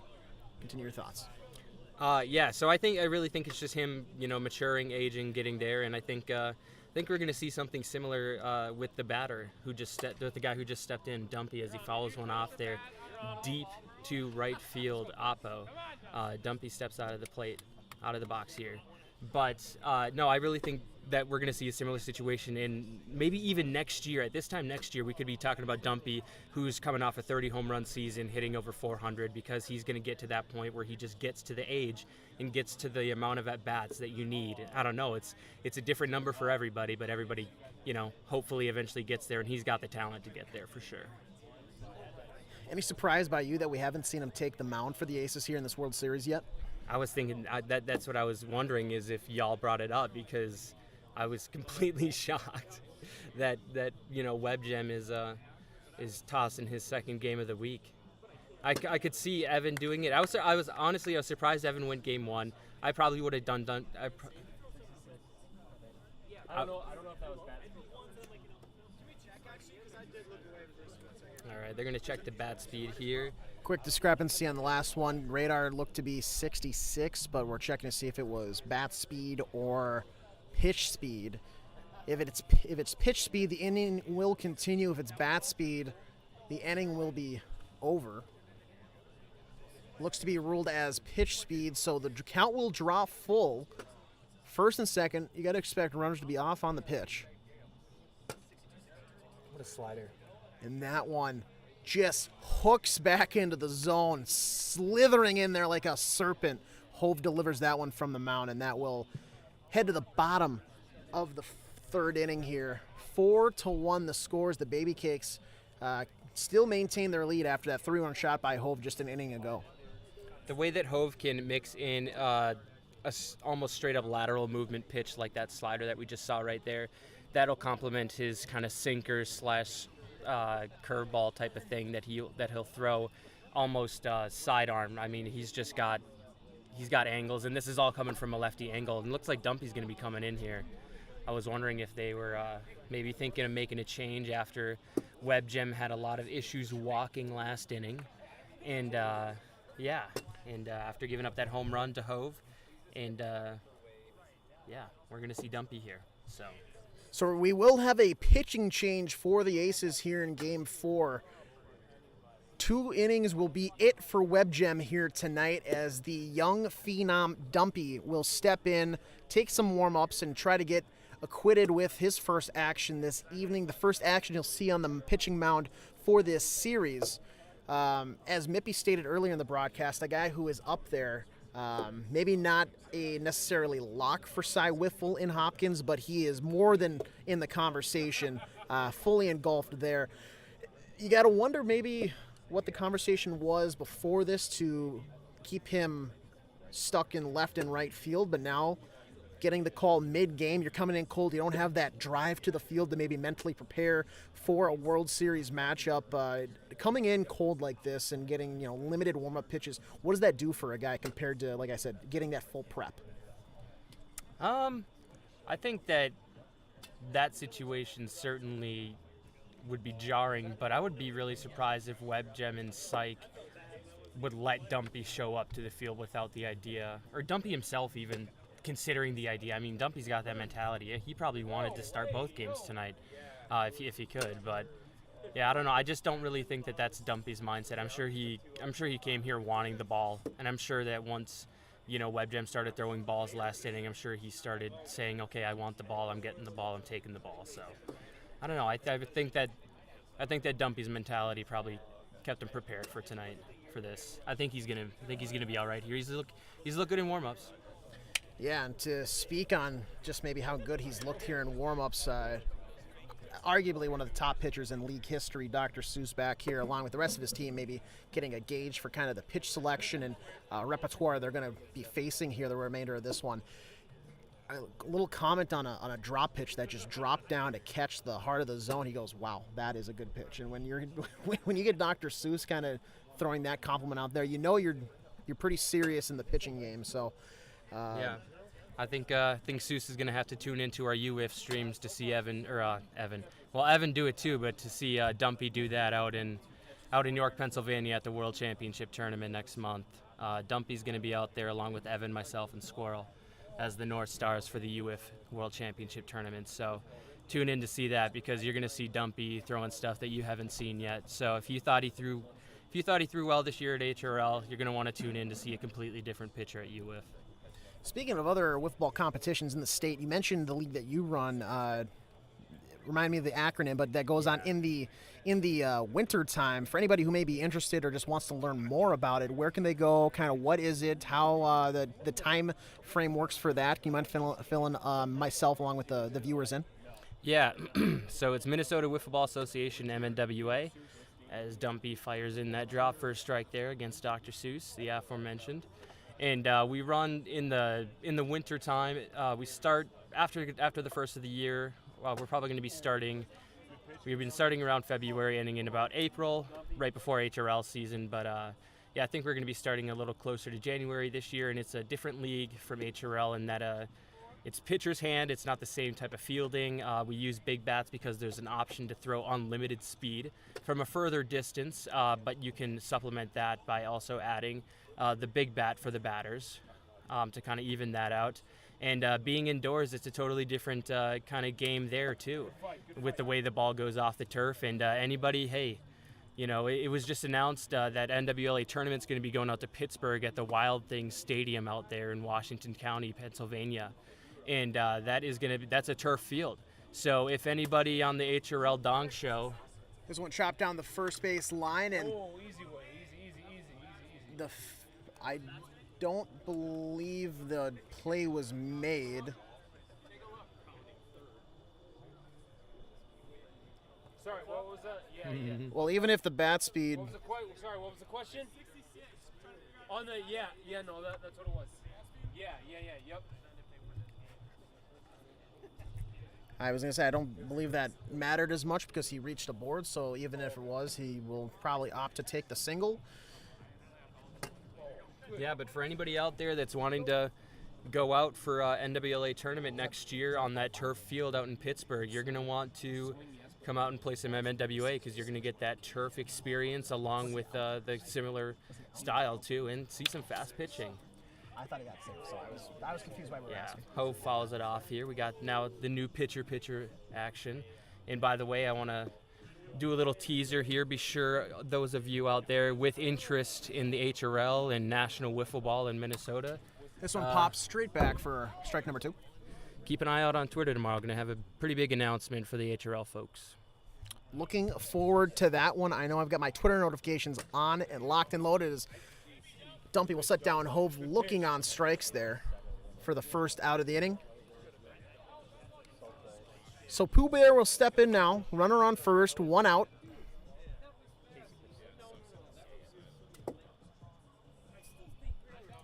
What a cast of characters out here tonight. We got Yak showing up late, Huck Finn, Face. A lot of SOs, significant others for those. Pablo. I'm sorry, I'm honestly not even familiar with Pablo.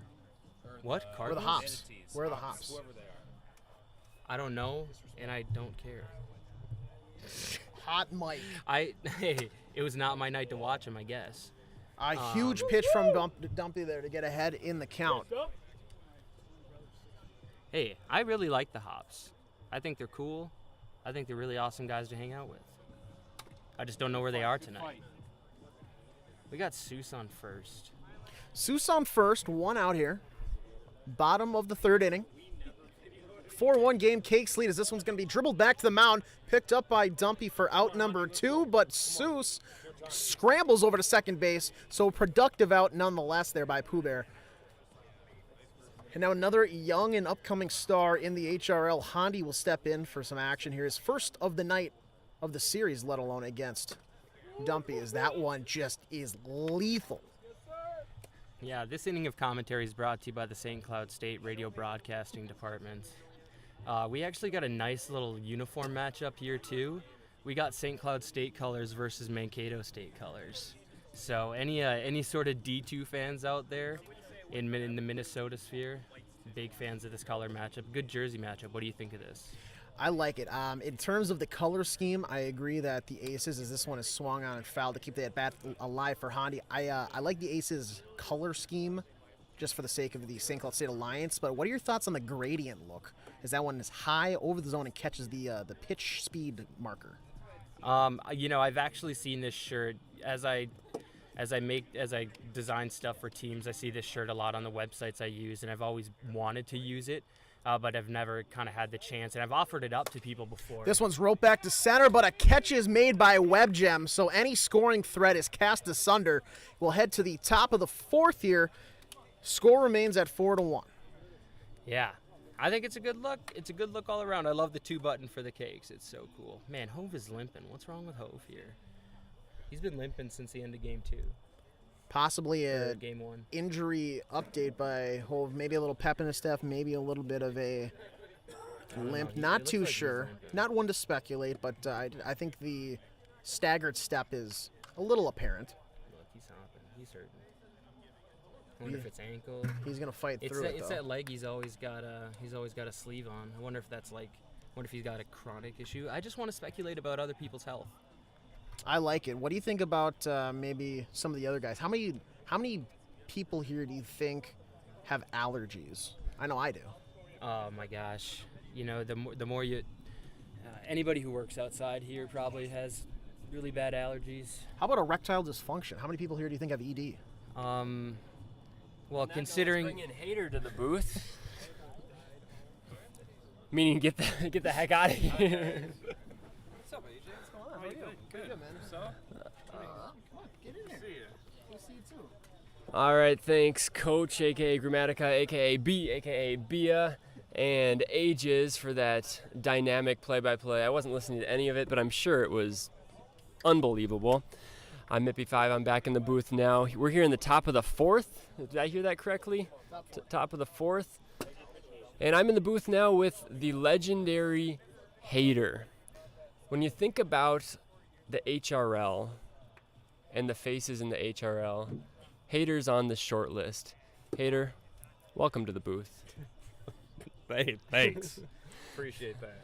Now, Hader, you played with a lot of these guys and won a championship with a lot of these guys, or a couple of these guys here tonight. WebGem was on the Gothams, correct? Yeah. Yager, who was just in the booth, was on the Gothams. And you've played against a lot of the Baby Cakes in the World Series. Yeah. What's it like playing against these Baby Cakes, Pooh Bear, Palpatine, and Dr. Seuss? It's tough. Oh, what a play by Hondi. Come on, let's go. Hey, good play. It was Good an play, incredible Hondi. Good play, play. except the pitch was too fast. Oh my goodness, what a roller coaster of emotions right there. So instead of an incredible sliding play by Hondi, we've got a leadoff walk for Dodger Dave as WebGem steps to the plate. Wow. That's an amazing way to start the inning. Unfortunate. Unfortunate if you're the Baby Cakes right Right. there, yeah. Yeah, it's super tough playing the Baby Cakes, and back, I feel like someone said this is Dr. Seuss's 10th World Series. Is that accurate? It is his 10th, yep. I mean, he's not just a good player. He's an ultimate competitor. I mean, to get there this many times. I mean, the years we had to won the World Series, we just had to get through these guys to get to the World Series. They won it. They won it a lot harder than us. It was just that we were much more skilled, or else we wouldn't have, maybe not gotten there. But it is tough to play these guys, even in Hove's hat there. You know what I'm saying. So Favorite moment as Hove delivers to Web Jam, nobody out here, and that's right down the pipe at 58. Yeah, we checked with the booth, that one hit the R right there. Swing and a miss by Webb. He goes down on strikes. Favorite memory in your World Series career? First of all, how many World Series championships do you have? 2. 2? Same as Webb, both with the Gothams? Yeah. And just side note, that's actually, I wanted to be the first one to win another championship, and so I'm like really rooting against the Aces because I don't want Wade to win one first. So basically what you're saying is you hate your former teammate Web Jam. Does Yager have one too also? Yeah. Do you want you and Yager to be the first? Well, I don't care. I just want it to be me. Followed straight back. But on the other hand, well, I'll bring that up later. Sorry. I'm an idiot. Okay. He's dropping some hints right now as Syke watches one outside. Now, you've been around the league since pretty much the very beginning, correct? Was it year 1? Third year. I wasn't the first couple of years. What a pitch from Hove. He's fallen off the mound towards the third base side. 2 strikes. Ooh, good hold by Syke. Now, you've seen a lot of good players come through this league. Syke's got to be on the short list for one of the best of all time in his short career. Who's your best player? Who's your GOAT? You know, first of all, I was talking about the Baby Cakes earlier. I mean, back when we played them in the World Series, they had Spoon on their team, and I mean, he was a ridiculous player too. He only played for like 4.5 years, but the guy was amazing. Spoon, you know, like you know, if you look at the stats, you might not see because he didn't play long, but he was super good competitor. I don't even remember what you asked me. Maybe. Who's your GOAT? Is Spoon your GOAT?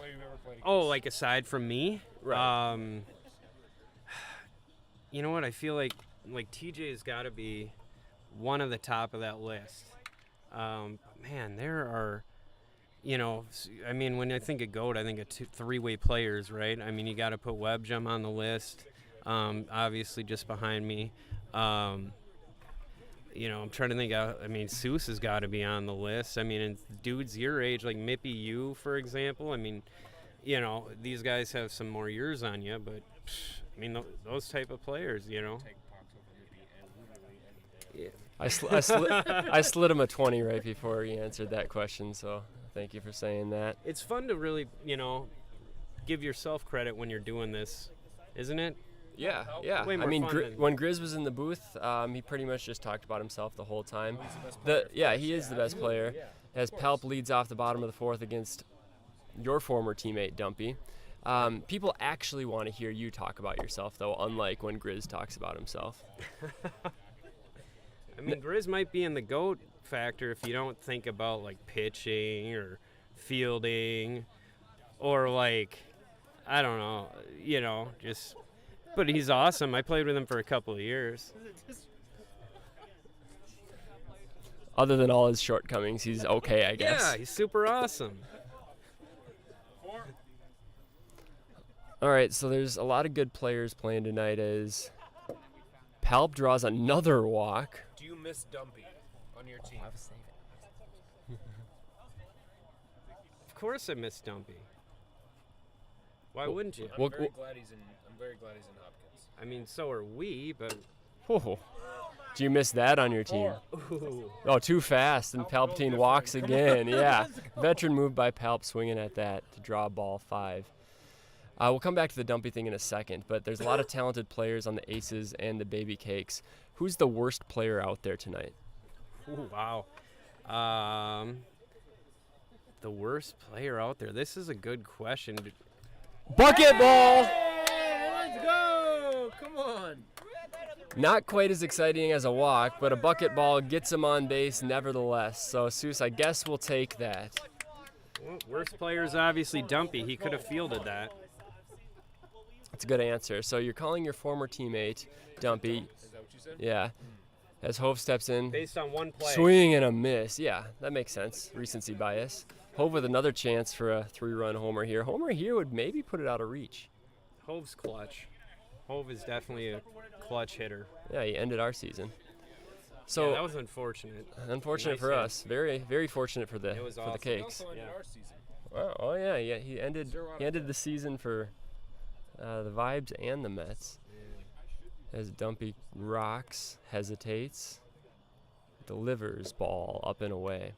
So, getting rid of him from the Rough Riders, did that remove a lot of dead weight from your team?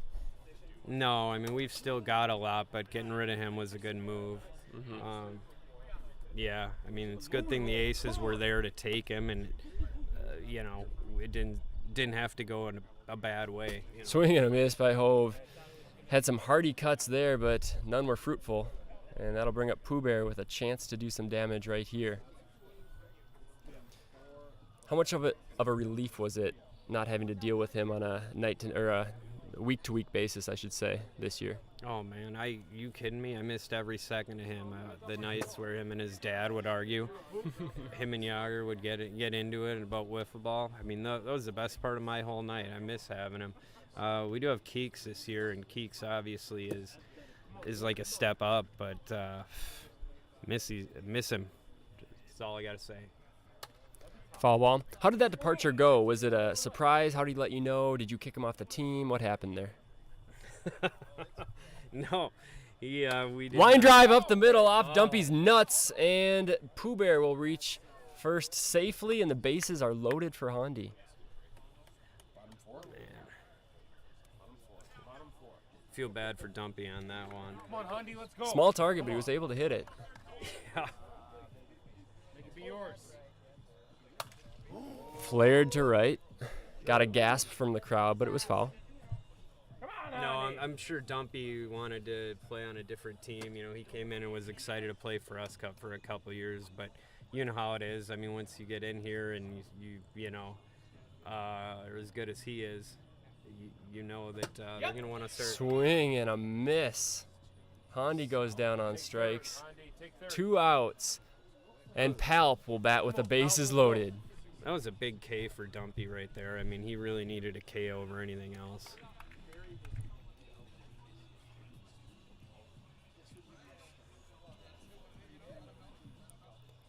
This place would go nuts if Palp could get into one right here. Strike one. Wouldn't be his first time. So many clutch hits in Palp's career.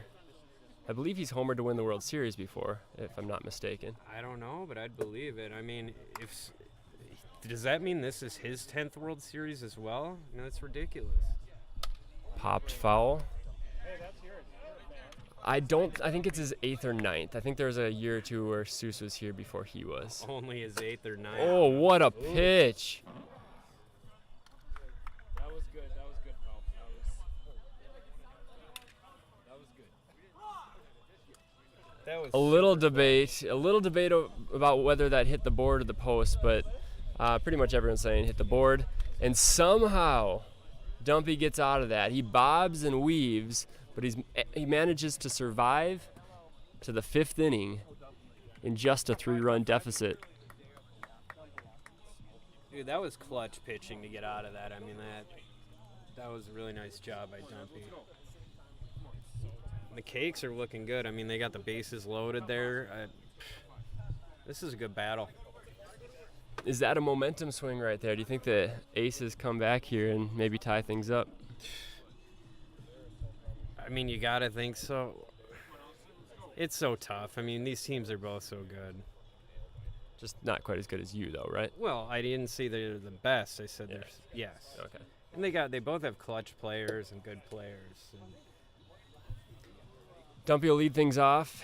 We've got Hater in the booth for those just joining us. I'm Mippy5, and Dumpy check swing did not go. Mippy, have you said who your GOAT is or who's on your list of top GOATs? I have not said that, and I don't have an answer off the top of my head. In terms of pitching, it's obviously Dr. Seuss. Yeah. Deep to right field, it's hooking, and it's hooking too much. Says that would be fair, but that's foul. That was pretty close right there, but just foul. This is fair. Yeah. Face does the paper boy. Face, take a couple steps forward to show the paper boy. There we go. That signifies that it should have been fair. But Dumpy, an honest man. Not that paper boy's not, but He called it foul. Batter's call in the HRL. That one's poked foul as well. He keeps hitting it over the wrong fence. Hoboken moving at a quick pace. Yeah, in terms of the GOAT, I'm going to have to get back to you on that one. Oh my, Seuss, really, Mippy? Seuss for sure pitching. But in terms of total package, I don't have an answer for you yet. Yeah. Dumpy walks, and now the tying run is on deck here in the 5th. Will we have some dramatics here? People in the chat, we've been kind of neglecting you a little bit. The chat's been popping off. Looks like you're having your own little conversation, which is great. You keep doing that. But leave in the comments, who is your GOAT? I would say even, I like a top 5. I mean, I get what you're saying, but there's a lot of good players in this league over the years. Yeah, and part of it's like longevity, and as Dodger Dave just misses that one, Hondi still coming in, and he's going to make the play for the first out. One away, and WebGem will step up to the plate.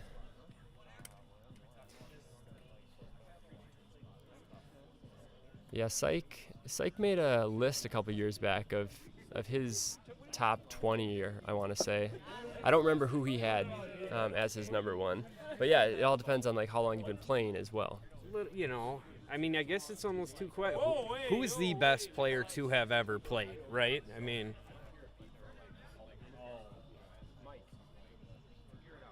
WebGem fouls one off. He had one right down the there's middle. so many factors to that too. So I get the argument. How much do you weight pitching? How much do you weight fielding? How much do you weight hitting? Yeah.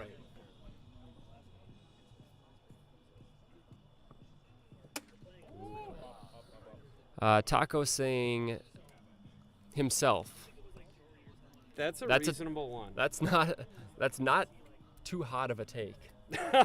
That's not. He's got to be in the conversation. Well, yeah, he made himself.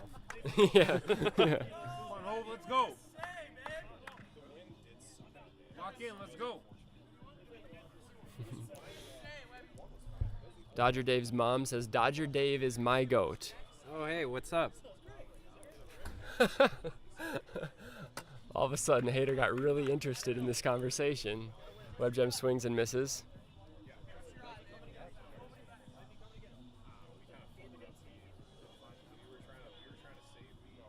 I apologize if that's Dodger Dave's wife. I can't really see the profile pictures. I'm just seeing names.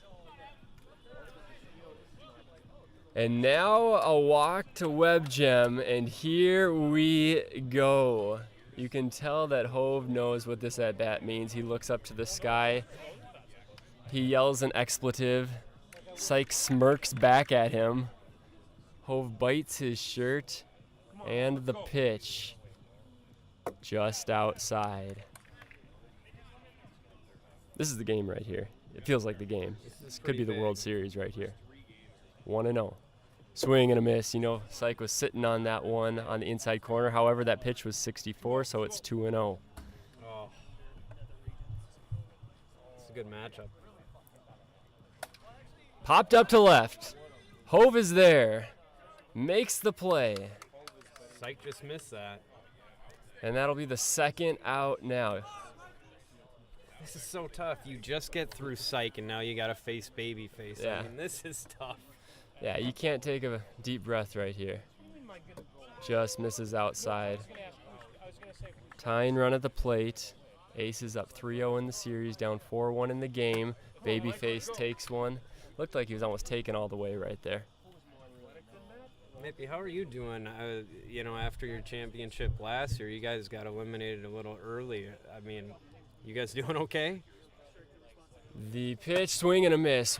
We'll get into that right after this inning. I don't want to distract from this moment right here, but it's been a little tougher to sleep at night, but I'm just really happy for these other guys to just get a chance to see what it's like, Right. Popped up to center. Hondi calls for it. Hondi makes the play. Wow. Hove escapes. We go to the bottom of the 5th. The Baby Cakes still on top. I mean, I gotta say, the top of that inning, Dumpy getting out of his jam was amazing. Like watching this in person, and Hove getting out of that jam was just as amazing. I mean, this is some clutch performances right now. Hader, I'd love to keep you here all night, but you know, we've got other people on deck that want their chance to shine, and we've got. right you had a. Well, I was in that. Okay, now it's fine. I would say it was more like, oh, it's your brother? Really? Sure about that? So one down here in the bottom of the fifth, and that Let's go. Head on. Come on. was a swing that saw the eyes, the pupils light up of Hove after that big 3-run shot earlier in the game.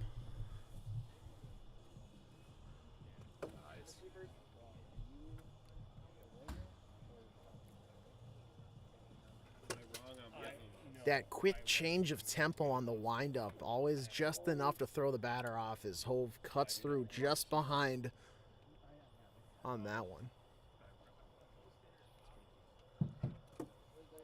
Good peeps. Good hold to keep it at 2-2 for the count.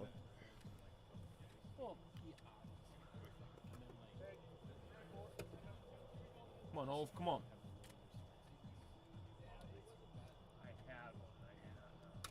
Up. Whoa, wait. Just high, and that one's going to knock the radar off. And I had the count wrong, so Please assist. he'll get a board on balls. So one down here, bottom of the fifth. The Cakes' last chance at a little insurance before the Aces mount or try to mount a comeback. What? Yeah, see, no, I thought I had it right. On the entire time. Are you just noticing? Anybody watch that at bat?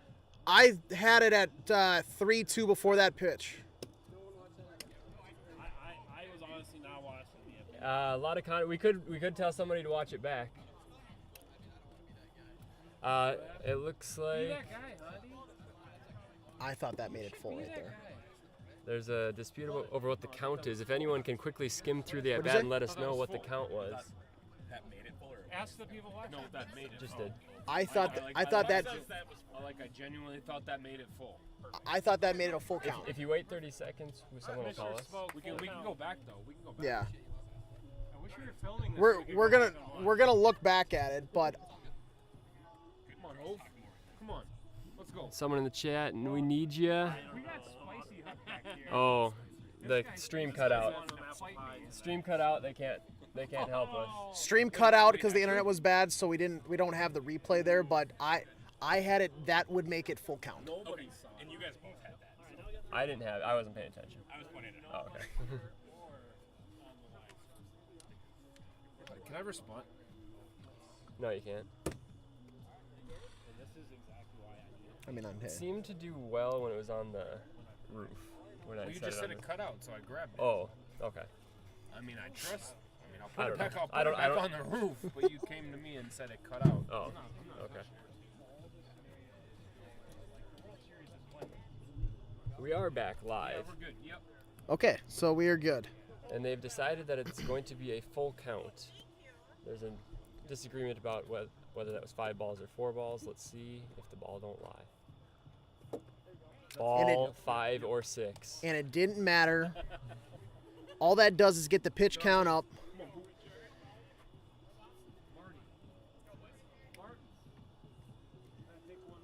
By the way, it was a full count. It was a full count. They checked. Told you I was paying attention. I guess it went out after, so they had seen it. Chop back to the mound, fielded by Dumpy for out number 2. Hove will come off the bank slightly. There's Grizz. Hi, Grizz. I love you. Nightmare says he loves Grizz in the chat, so do with that information what you will. Hondi with a big cut there. Cakes could use an insurance run. They've never led by 4 this series. Big confidence boost for Hove, who's pitching unbelievable. This one chopped down the first base line. I can't see it. I'm too short, but I think that's foul. People are reacting like it's foul, so I'm going to assume it's foul. Context clues. This one's hit the opposite way. That will not be made at the wall. Hondi hard around missed first. second. He missed second. He was almost a shoo-in to get for 3. But he'll have to hold that too. Web Gem goes down in a heap in the corner. Looks to be all right, so we'll check in with him. But a Hondi RBI double the opposite way as Pap will pull this one down the line. Syke will pick it up. And maybe a misunderstanding of the situation there. But that'll be out number 3. They do get one across. And they do get the run total for the Cakes up to 5. A 4-run lead heading to the top of the 6th. And they're looking to force game 5. 5-1 heading to the top of the 6th now.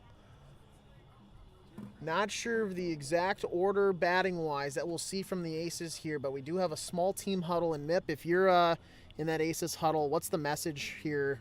You know, this isn't a must-win game, but you got to assume they want to maybe close it out as quick as possible. Yeah, if I were in the Aces huddle at this point, I'd be telling myself, let's try and score 4 runs this inning to keep the game alive.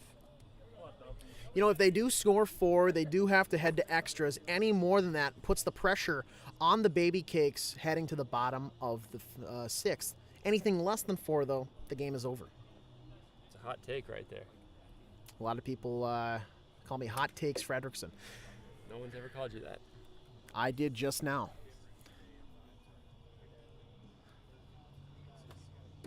Dumpy with a big swing there. This situation is so serious that we've seen Web Gem put his shirt back on. Only took us 30 seconds to realize it. I thought there was a new player on the Aces, honestly. Viewership has decreased by 50% after the shirt got put back on. Most of which was our female audience. Exactly. He did slide into the right field wall when he dove for that, and we are awaiting pregnancy results. Back up the middle. That one takes a hard ricochet and bobbled. What is happening? A lot of chaos on that play as that one gets bobbled out of play. Dumpy goes down in the corner after taking a misstep. Pops back up by the help of Hondi, but the ball gets fumbled over the wall, out of play. So Dumpy will get second. Doesn't look to have a hobble or anything, but so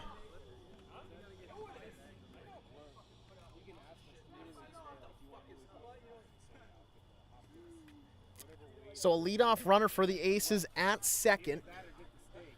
Just what they need to get this, maybe get a comeback started here.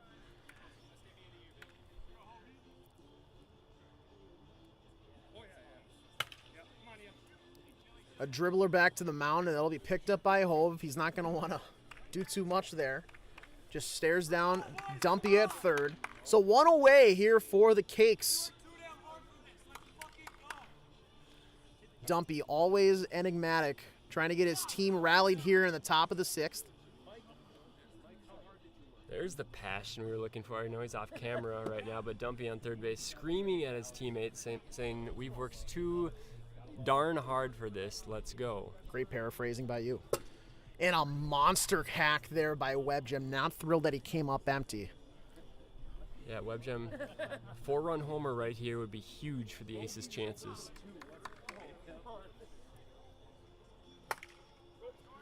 That one's short of the line, so as long as they get the out, I'm sure that's all they'll care about. The run does come in.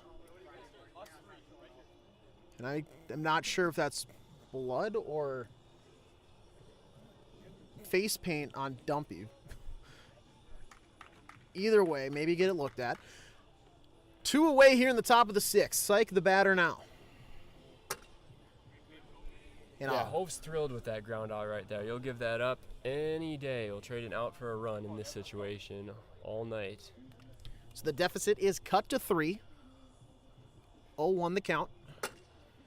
Quickly drawing 0-2 as Hove jumps ahead at this at-bat. Pooh Bear in left, Hondi in right. Staring down, he gathers a breath. Here's the kick and fire, just drifting inside. He's got a little wiggle room here, starting off 0-2, now drawing to 12. couple waste pitches wouldn't be a bad idea. This one left up in the zone and fouled back by Syke.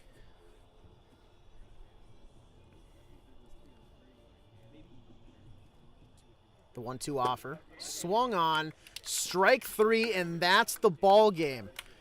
Push to the edge, and they push right back. The Baby Cakes take Game 4 by a score of 5-2, and we'll be heading to Game 5 here tonight.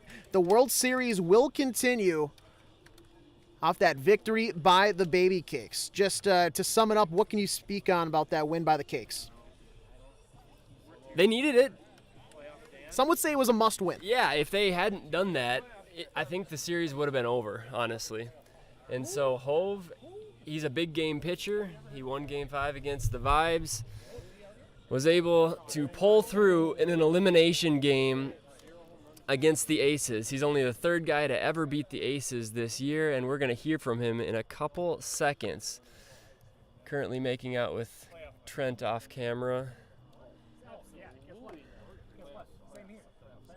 It's got to be a career-defining pitching performance for Hove.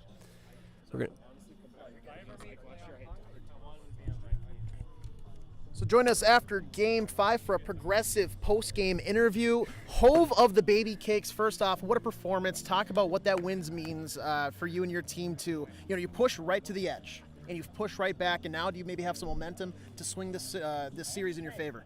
I think we do, based off the simple fact that we got nothing to lose right now, because we can't lose another game, and definitely still the underdogs, which is great feeling. And that's why that game felt just that much better, because we got to keep going, and that was needed, and that gives us all the momentum in the world, because we're chilling, and yeah, like I said, we're one loss away from losing it. Underdogs, we're all just happy to be out here, so yeah. And after that loss in Game 1, you saw what Syke did for the Aces. Mm-hmm. You bounce back and you take control of this. Yeah. Big performance on the mound, a couple huge swings at the plate. What's the maybe preparation from you, and what goes into that type of a? I love the gamesmanship here. Talk about just your performance. How far do you have to reach in maybe your bag of tricks to have a performance like that?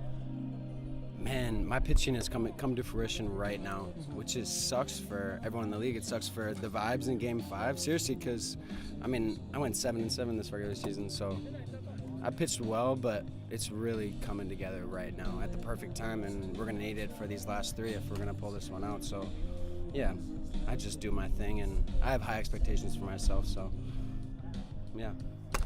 They start the game with Webgem on the mound. He goes 2 innings. You knock him out. Maybe talk about the morale boost that gives to see a guy like him. You force him out of the game. What does that do for you in your offense when you see they have to make a pitcher change mid-game? Definitely. That's like you said, momentum, because they're the most stacked team in the league, and not stacked in any bad way. They just got the best players and the best three of the best, if not the best, pitchers in the league. So to see us get them wary enough to pull them out, yeah, that's everything right there. The Dumpy's a great pitcher, so yeah, like you said, they pulled him, got Dumpy. Yeah, I don't know, it was great. And I think the pivotal moment of that game was your 3-run shot. Mm-hmm. Walk us through that at bat. What were you seeing at the plate? What went into that swing, and just maybe the feeling of coming down that third base line? You let out pretty much the most energy in the years that I've known you in the league. Mm-hmm. That was probably the most energetic I've seen you all. Sadly, that's not the most I've let out. I broke 2 bats this playoffs already on this board right here. So that homer felt so good. Oh my gosh. That at bat was great, and I've been feeling confident at the plate. I had 2 strikes, 2 outs, no problem. I'm looking for a good pitch down the plate, and he gave me one, so I took him deep. All right, so good luck the rest of the way. At least one more guaranteed tonight. Maybe for the Baby Cakes faithful out there, we'll be extending this to Monday night. I believe so, honestly. We got Seuss on the mound, greatest pitcher in HL history. Besides Syke, not Syke as an overall player, because that's what I said earlier in the last interview. But yeah, we'll be fine. We'll see you on Monday night too. You heard it here first. Good luck the rest of the way. Any words for Baby Cakes Nation out there watching around the world? Go Palpatine. He's the MVP of the team. And that's it. There's nothing else about it. All right, well, hey, thanks for your time. Good luck out there the rest of the way. Thank you. All right, so that'll do it for a Game 4 coverage, actually. Game 5 right around the corner. Don't go anywhere. That was Hove on our Progressive post-game interview. We'll be back with more of myself and Mippy of the Mets right after this quick break. I think we're just going to turn the mic off, but the stream will keep rolling. Don't go anywhere.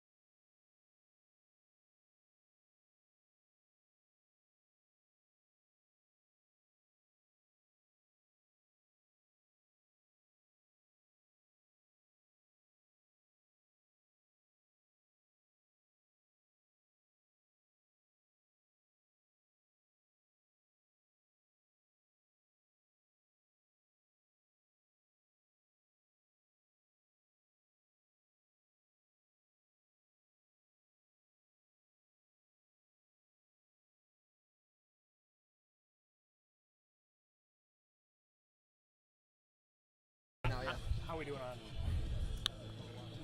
Welcome back to HRL Twin Cities World Series. Mippy 5 has been removed from the vicinity, but that's all right. We're going to keep rolling here. Myself, Huck Finn, and AJ. Dr. Seuss, 10-time World Series attendee.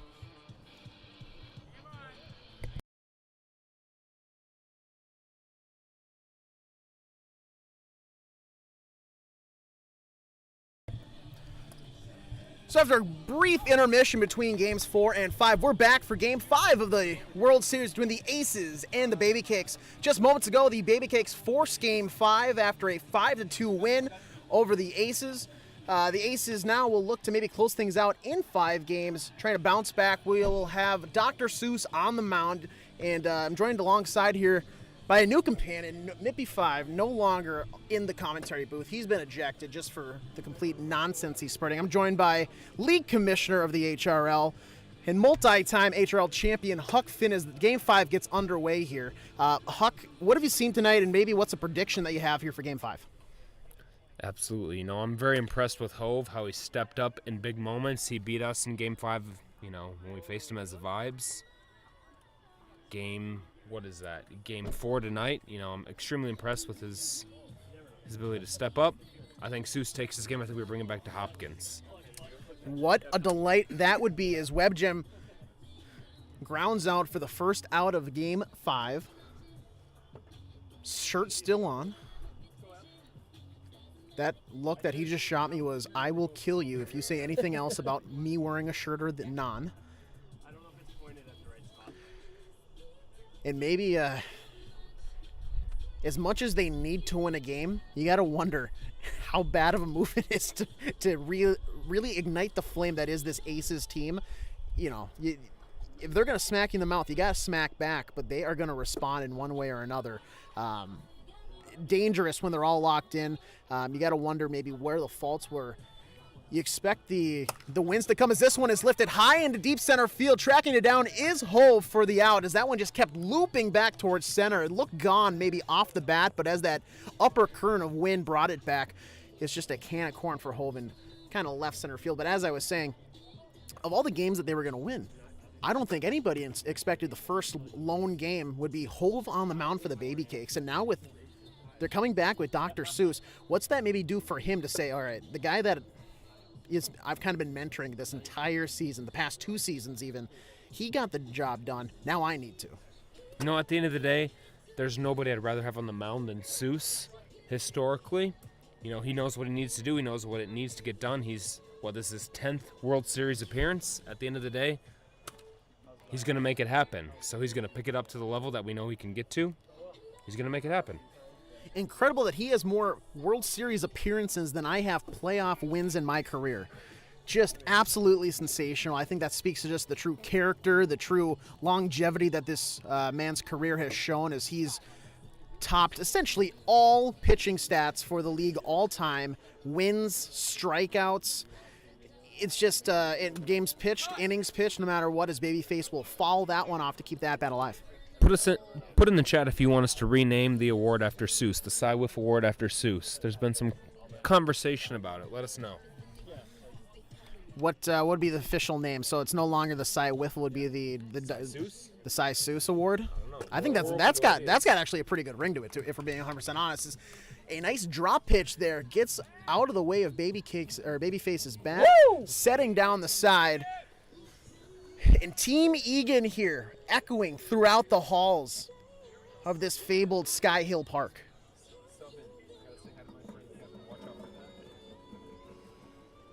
Welcoming back now into the commentary booth, I've got Mippy of the Mets. Glad to have you back here. I wish I could say that. Wait, what? You wish you could say the same? Yeah, that's Yes, what I was going for, certainly yeah. myself as well. As this night continues to progress, the tension only continues to rise. Game 5 underway, bottom of the first coming up as the Aces go scoreless through the top of the first. You see, I vehemently disagree with your take right there. I feel like tensions right now are fairly low. In fact, the Cakes are looking loose for the first time in a while. Seuss is casually sipping a Gatorade, yelling Egan. Aces maybe have tightened up a little bit, but they've got Syke on the mound, the stopper. This game's going to be 2-1 final. 1-0 or 2-1. Another low-scoring affair as Syke will take the bump for this game here tonight. In Game 5, after a very impressive outing in Game 1. As I apologize, it sounds like I'm scrolling through my phone. I'm trying to get an update on this football game. 17-7, the Chargers lead the Chiefs with 9:52 to go in the third. All right, as long as Mike Williams is getting touchdowns, it's really all I care about. As Dr. Seuss will swing on this first pitch delivered to him, fouled off for strike one. I'm not sure how much you caught it as Syke delivers a beautiful slider that catches that inside upper corner. But after taking that spill down the line, Dumpy's the gash on his leg, bleeding. He goes full savage mode, takes the blood coming out of his leg, goes eye black. Yeah. An absolute Dumpy move, and I love it. He's got blood, dried blood covering his face, covering his leg. He's in animal mode. I hope you've got your Hep C shots because we're going to need it here tonight. Who knows how messy that post-game celebration, if they pull this one out, could be. Popping bottles and blood cells.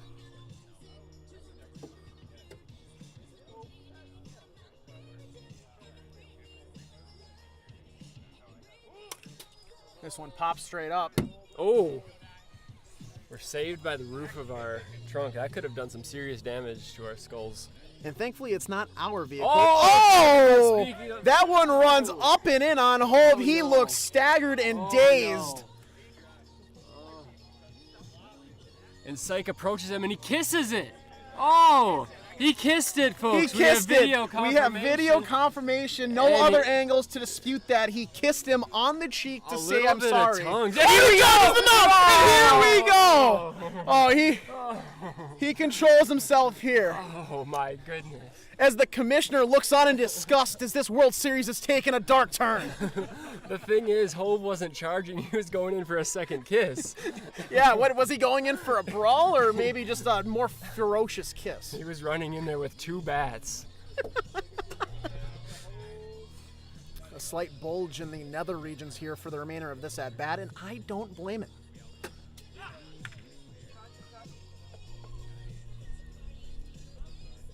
Honestly, great mind games here from Hove right there, trying to take Syke out of his element. Syke thrives when he's in psycho mode, and maybe a little gamesmanship, tomfoolery, tries to get Syke out of psycho mode and loosen him up a little bit, and never mind. He locks right back in, but I do appreciate the effort by Hove.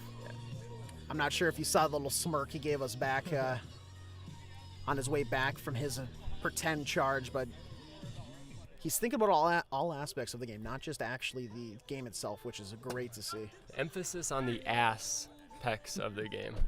Ass and pecs of the game.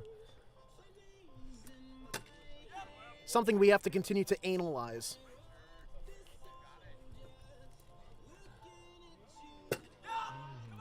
And he locks right back in.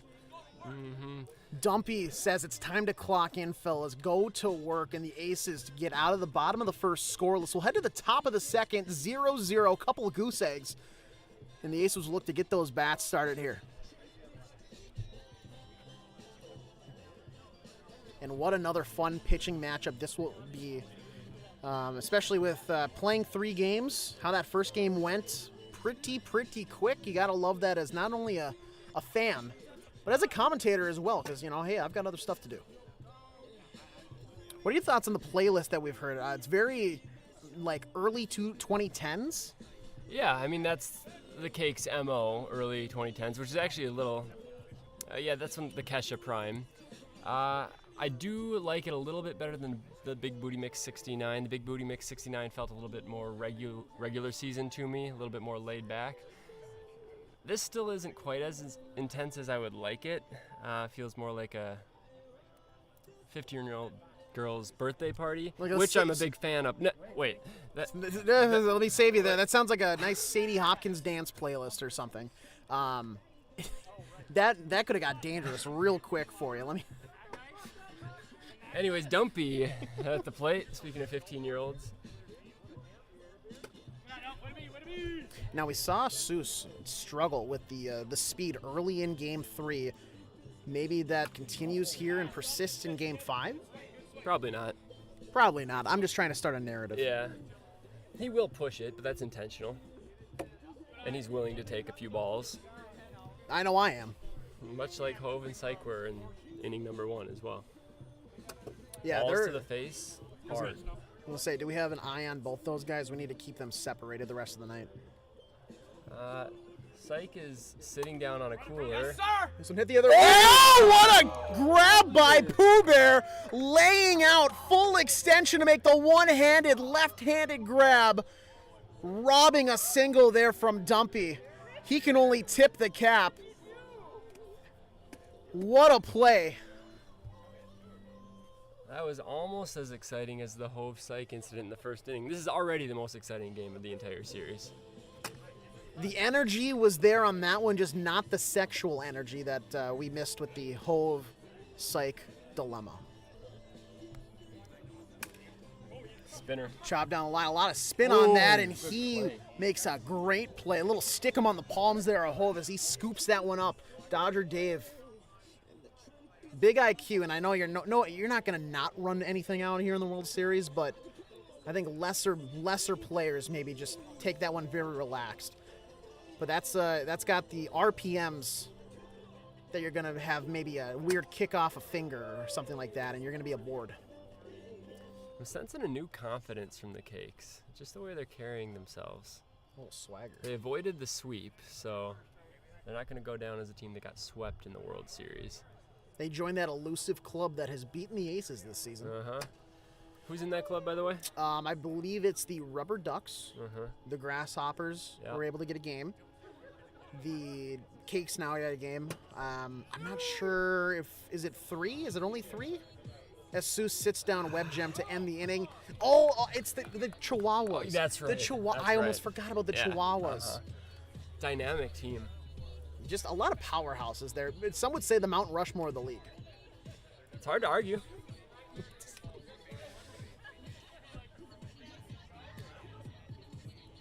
Going back to your statement from a couple minutes ago, I don't think the Cakes have looked looser in this series. Pooh Bear's over there gyrating. He's giggling, gyrating, and clapping at the same time. He's feeling himself. Palp is standing. Which is saying a lot. Hondi spanks Psych. Do you see that? I think that was on camera too. Oh boy. They are really trying to at least get in the head of Psych here, who, with the playlist, it's going to be really hard to focus with all of the sexual energy, the 2010s playlist. Oh my goodness. We need some glitter lipstick.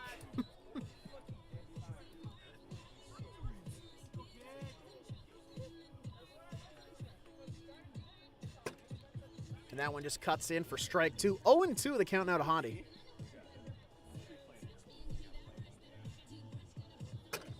Oh. Just a slimy pitch right there by Psych. Hondi just walks away and laughs. That's how a lot of batters feel facing Psych. You just, well, I stood there. That's not one you can be mad at yourself for not hitting. You just kind of have to watch and wonder as that one makes its way to the board.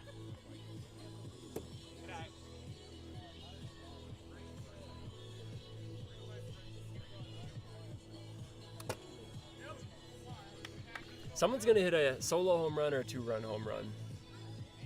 And they're going to be a hero. Somebody's going to be, it's going to be a board on a walk, 2-run shot. I like what you're thinking.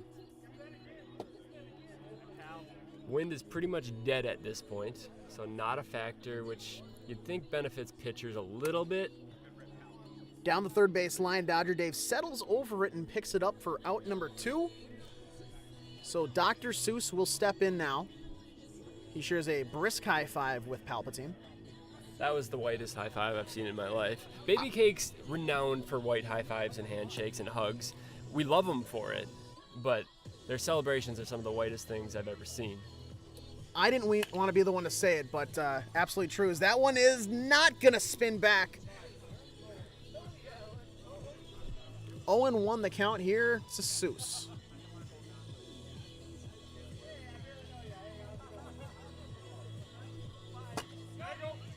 Just disgusting. Yeah.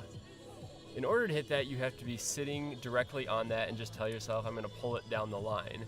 But you don't know he's going to throw that, so how do you sit on that? I'm not even sure if I could hit that in my dreams.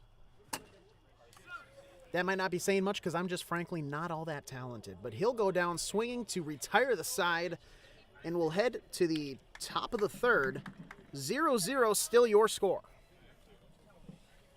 I think a lot of the chat has started playing Fall Guys at this point because the chat is completely dead. Viewers are still up, so right now a lot of people have the game on the side and they're playing Fall Guys.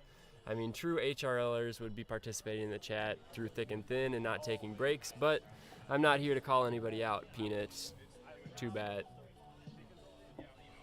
Scrabble. And in between innings, Eddie Bauer. Dumpy comes over and just gets locked in, looking at the trophy, the championship trophy. Yeah, I think I was slightly off camera, but he was actually licking the fence. I'm not sure why licking the fence. Like a rabid animal. Yeah, he might be rabid at this point, yeah.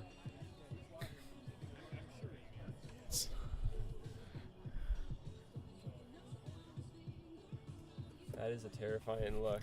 I haven't had somebody look at me like that. I want to make it. ever. I want to make some more jokes, but he might just hop the fence and bite us. I think it'd bite the trophy. Dang it. Nice Dropped that catch, one. Mip. Dropped Nope, you didn't drop it. You made a fantastic catch that was off camera, so you made probably catch of the year. Fortunately, nobody will ever see it. Let's see how Seuss approaches Psych right here. He kind of got away with one in the first. The wind brought it back, or the holes were facing the wrong way. He seems to be throwing a lot of low risers, and he does not want to get beat by him. Maybe he's going to intentionally walk him.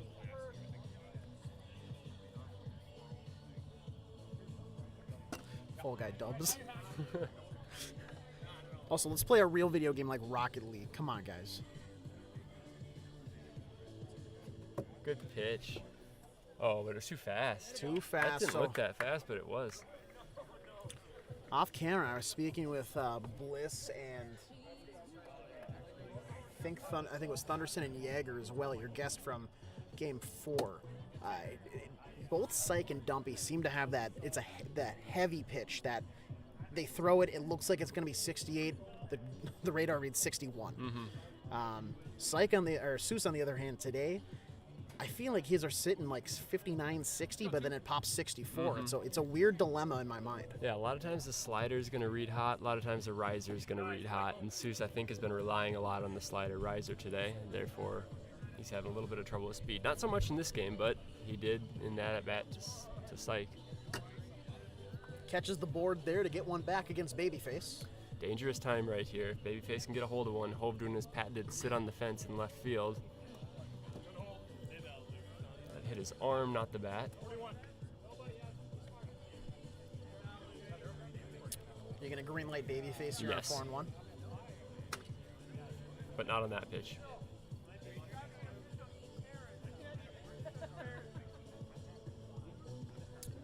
Big Full pitch. count here. Huge pitch. Oh. That one's hit down the line. Scooped up by Hove for out number 1. Productive out. Egan Grass saved Seuss right there. That looked like it was for sure getting to the wall, and then it just stopped. But Babyface does put it in play, and a ground ball will more than likely score a run because Syke is fast. I'm just glad, based on some of the events earlier this season, we have vacated a more than safe area to around third base. Mike Williams, 8 catches, Come on, Dump, let's go. 113 yards and a tutty. Let's Michael. So I'm talking about Mike. Anyways, big swing there by Dumpy. Come on, Dumpy, I let's think go. Dumpy's Come on. changing the approach right here. He's going Yeah. to go to a contact swing right here. Watch him shorten up.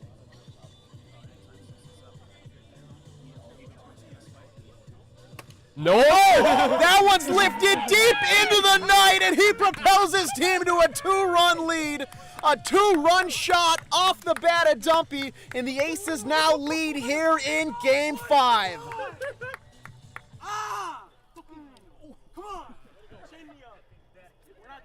He's bloodborne here in Game 5, lifting that one to new heights.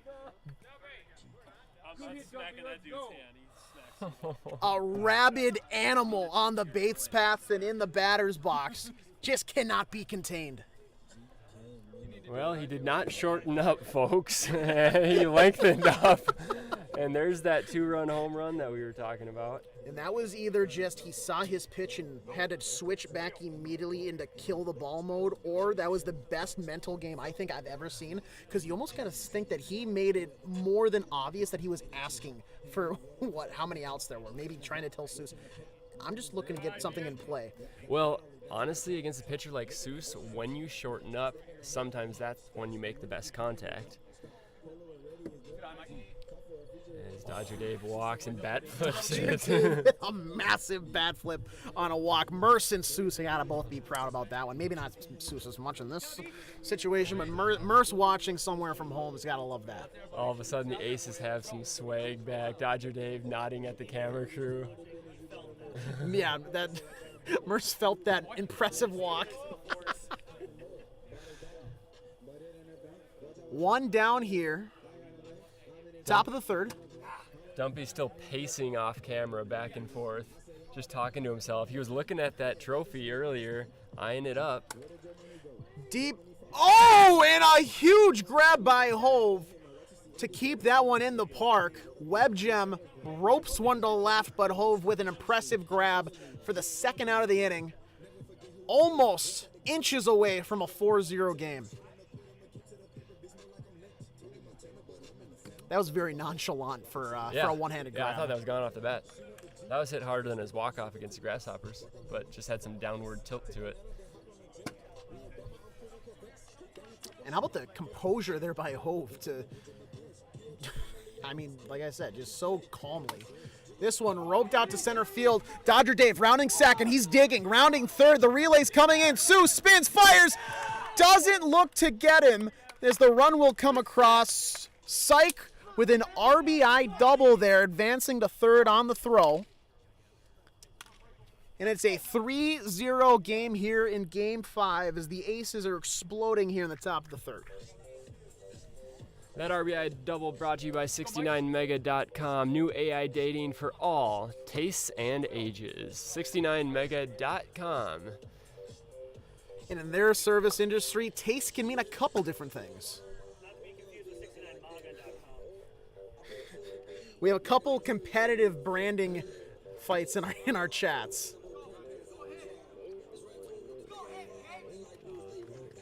And after a couple runs giving up, Hove playing spark plug for his team now, yelling at the bench, let's go hit Cakes. Comes over to Seuss, daps him up along with the rest of the team. I mean, they know what's at stake here. You can't let this Aces team leave the station without any competition. You got to hang right with them here, because once they get a little bit of room on you, there's not a lot you can do to catch up.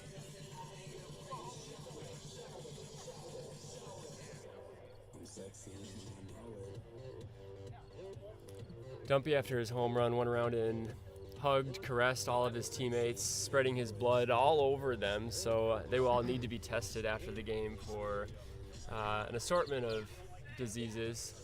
Has a World Series trophy ever been handed out solely because one of the teams has passed out and just been unable to continue?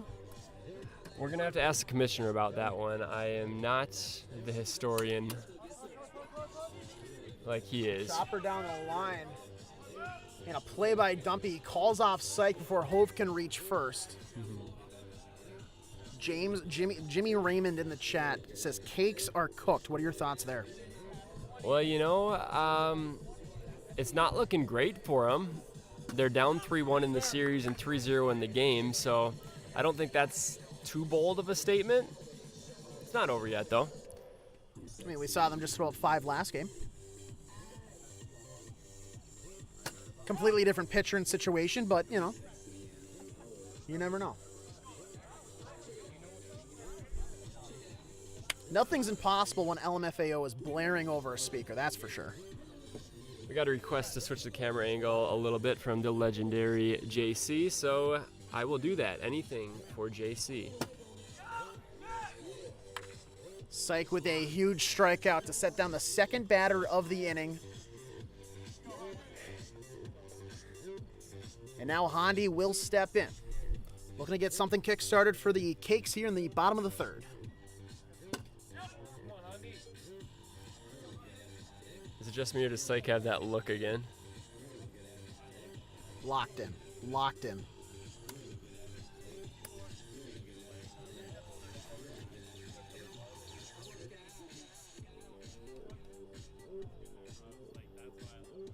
And Dodger Dave grittying down in the dugout. The Aces are loose. I don't know if you could call that grittying, but... It was wittying. That's white grittying. Yeah. I respect the hustle, honestly. I couldn't do any better. Oh, boy. Oh, boy. Not that it needed to be overstated, but Dumpy is fired up. Syke with an impressive inning on the mound to get this thing going. So we'll head to the top of the fourth inning. Halfway through this Game 5, the score is 3 for the Aces, none for the Baby Cakes. That much closer to the elusive HRL championship. Dumpy kick-started things with a huge home run, a 2-run shot to put them up 2-0. Then Dodger Dave gets aboard with a walk, a bat-flipped walk at that. He scores all the way from first on a double to center by Syke. And that's all the damage done there in the third, but it could possibly be enough. A little bit of a warning shot there from Dr. Seuss, who hums one in there at a wicked 75 to start the inning. It was to Dumpy, who just homered off him, screamed around the bases, screamed into the camera on home plate, and he says, whoops, 75. Could have been one of those. Love that. Almost surprised that wasn't right in his ear hole. I think that was the intent. He just missed. Are you sure it's Aces 3-0 right now? Oh! That's tough. I swear the Baby Cakes scored. 3-0? 3-0. 2-run shot by Dumpy, and then RBI double. Come on, Zeus.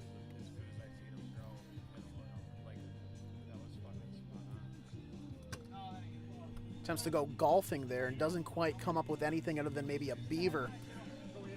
Hey, he didn't stare at the cup long enough before that at bat, and the blood is wearing off a little bit on his face. Maybe needs a second coat. Well, hey, there's a lot of wiffle ball yet to be played here tonight, so he can take another spill. Open up that wound again.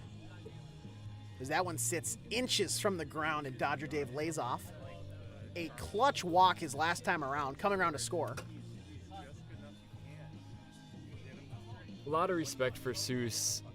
This is his second time pitching twice in a night in the last 2 weeks, and he hadn't done that since 2006.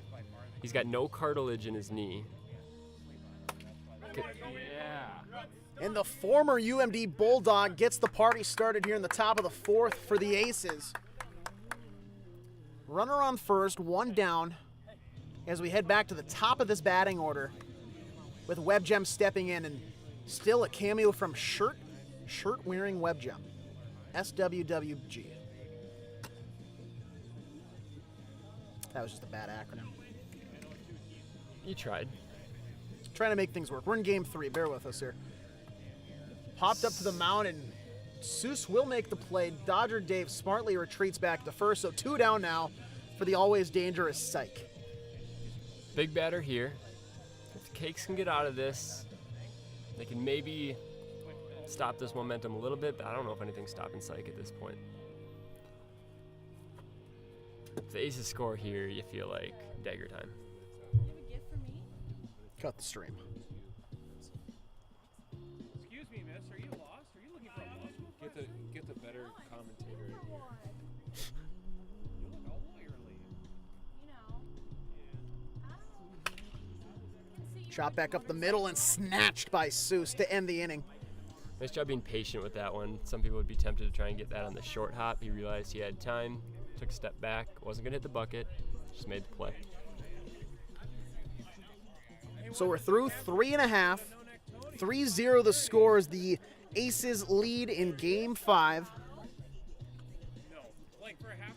Cakes need to get something going on offense here, and at least, I mean, hey, if they average 1 run per inning here the remainder of the way out, they force extras. When you look at it like that, it's not that tough of a task. But then you look at the mound and you see the man out there, and you remind yourself, this is almost impossible. Yeah, body language has shifted a little bit on the Cake side. Yeah. Not as much gyrating, not as much dancing, a little bit of sitting now. A little bit of texting. Yeah.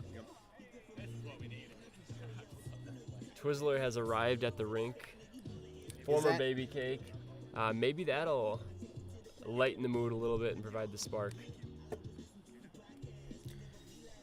So Palpatine will lead things off here for the Cakes in the bottom of the 4th. What a play. Kick that one up right to myself. I mean, pretty impressive in the sense of things. This one ripped opposite field. Wow. What a play. And they make the play. Psych tracking over to first. I mean, I can't see the base from here, so. I believe what happened is Babyface fielded it, and they did a little pitcher's fielding practice, and he flipped it to Psych covering first base, which I don't know if I've ever seen that in the HRL. And it looks like they got Pelt by a half step. Just an unfortunate start to the inning. They're cutting off any type of momentum before it gets started. If the Aces can hold on to win this game, that means they will have beaten Dr. Seuss 3 times in one series. And without in the span even of a week and a half. Yeah, without even looking back at any stats, I can promise you that would be the first time that's ever happened. 66 on the radar there. We'll draw the count to 2-2 after that's ruled the ball. Fouled off. Little Bee Gees there as he stays alive in this at-bat.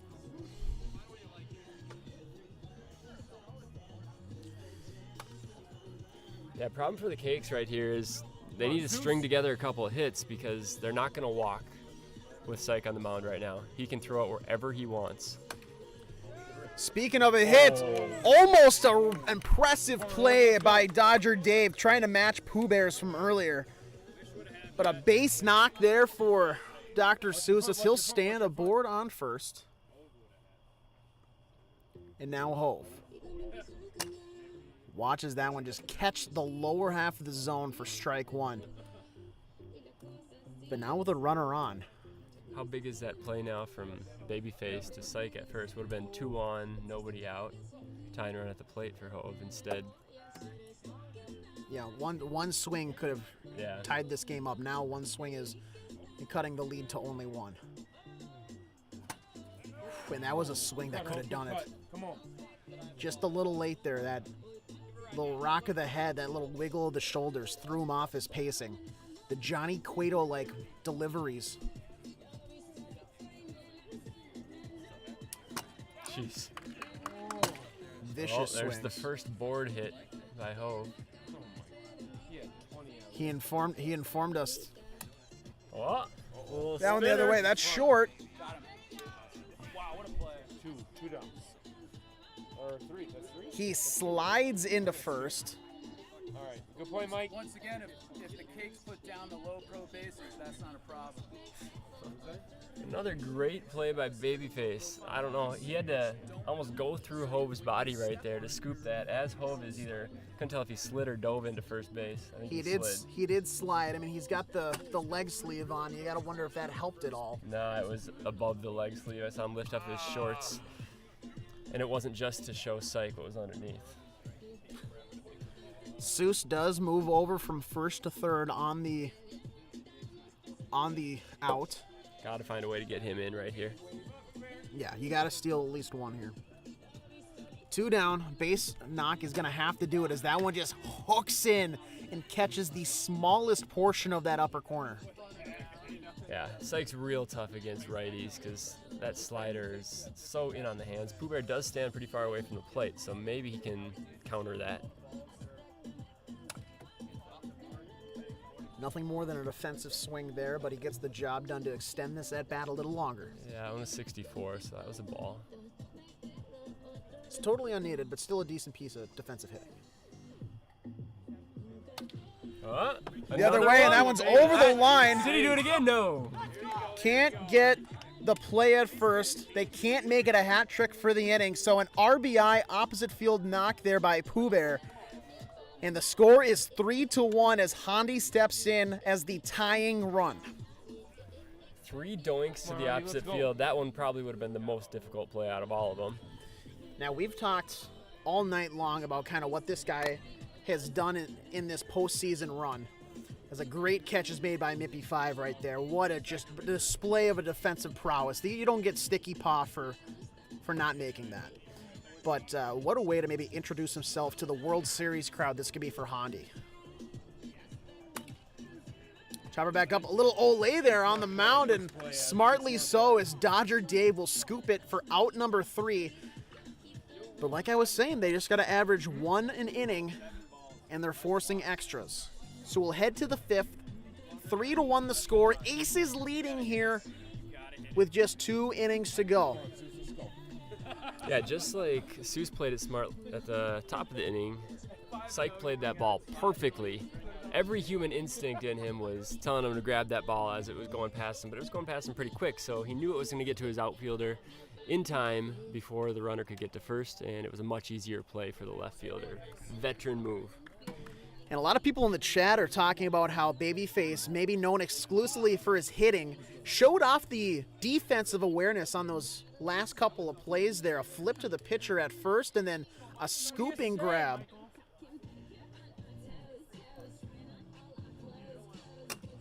And I know next year we do have a shift ban coming into the MLB, not in the HRL, as we see a very, very adjusted shift here against the dangerous Babyface.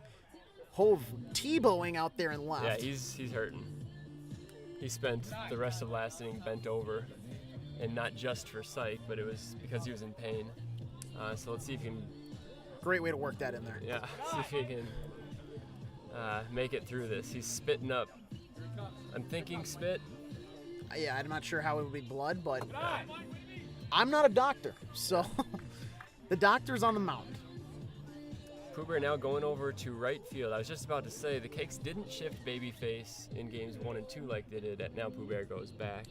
The Grasshoppers shifted him as he walks. Grasshoppers had shifted him just like the Cakes were right there. So a runner board here to start the top of the 5th for the Aces. Dumpy with a massive 2-run shot to kickstart this party for his squad earlier. Watches that one in there for a cold strike. Just echoing off the board. Ooh, a little bit of change of pace there by Seuss. Just dropping that one in there at a lofty 48.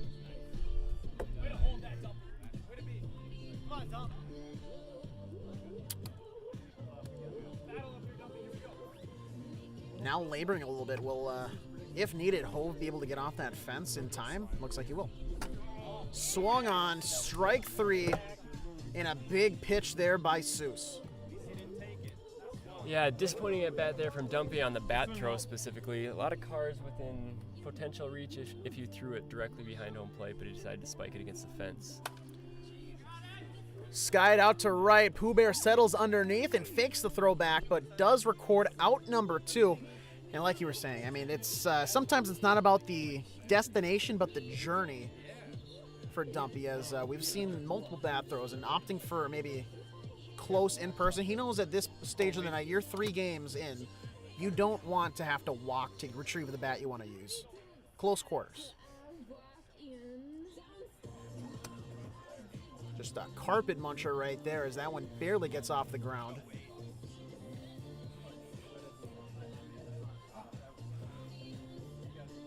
Oh! Gosh, we suck so much. Come on, Seuss.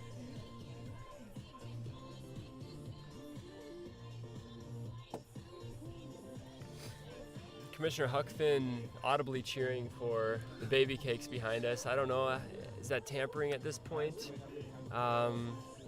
You'd think the commissioner would need to be a neutral party, but you know it's the HRL. It's the HRL.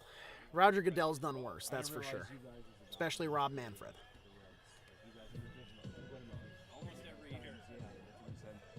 Three and 2. Here's the offer. Chop down the line. Hove will come in limping a little bit, but he will make the grab safely. As Trent was pointing out to me, he did have a little bit of a misstep earlier. So I'm sure the slide down at first didn't help with whatever he was already carrying with him into the night. So bottom 5, the score stays the same. Cakes are going to have to get 1 or 2 here in the next couple innings. Otherwise, the season is over. As everybody here is pumped to have the season over. Nightmare lets out a very loud scream. We're not quite sure why he was screaming like that, but doing his Dumpy impression. Oh, Screamgate. Maybe that brings us back to Screamgate, yep. 2022. So we've had Screamgate in this postseason. What was our last gate? Earlier. Bat Throwgate? No, I already forgot it. Now we had Kissgate in this game. Kissgate in this game.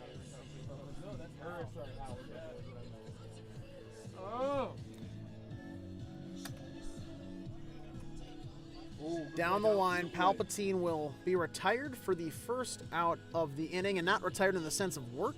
He's been retired probably in that field for quite a while. That was an age joke, ladies and gentlemen. Come on, Seuss. Pretty bad one, but a joke nonetheless. I thought it was one of your best, honestly. I can tell by the laughter. This one's going to be a hard play out. Did he catch that? He dropped it and Seuss wasn't running. Oh. That is a tough break there for the Baby Cakes.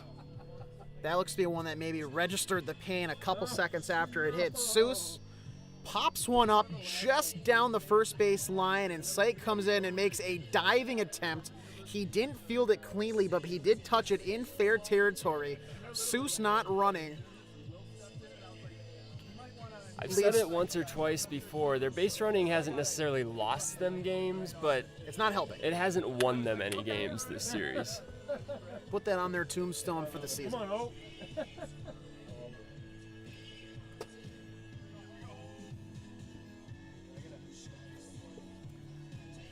That would have been a big base runner ahead of Hove right here, though. Great effort by Syke. I can't wait for. It would be so perfect if there was a solo shot here now.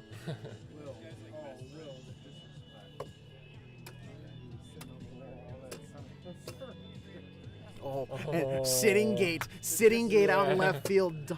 Dumpy mimicking Hove's patented wall sit in left field. Oh, and did you just see that? Ooh. Just gamesmanship aplenty here in Game 5 of the World Series. Don't do that to Syke. That's not going to end well for you, Hove. Oh. It was too fast. It was too fast. It was too fast. Oh man, so much has just happened. I don't know if you caught much that. is happening here, Let's and say- we'll have to recap it maybe after the at bat. Chop back, picked up by Hove, and that will get them out of the inning. Uh-oh. Oh, he's going out to left. Just going right out to left. So for everybody who maybe looked away from the screen for Fall Guys or any other sort, we had a mimic of Hove's patented wall sit in left. Dumpy takes care of that and almost kind of draws attention to it on purpose. You have to imagine on purpose.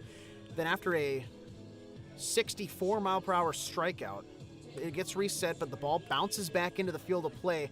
Hove goes over, picks it up, almost does a half offer, and then chucks it out of play over the wall, followed by a Syke just disgusting strike 3. Yeah, and part of that is Syke was about a foot away from picking up that ball because he wanted that ball back. As a pitcher, if you throw a strike or throw a pitch that you really like, a lot of times you want to use that same ball. So Syke was going up to pick that ball up to throw the same ball again, and Hove was having none of it. Here we go. Final inning of the season, maybe? Potentially. Top of the 6th. This is where champions are born and perseverers are made. Swung on for the first offering of the inning. Fouled back. 3-1 your score.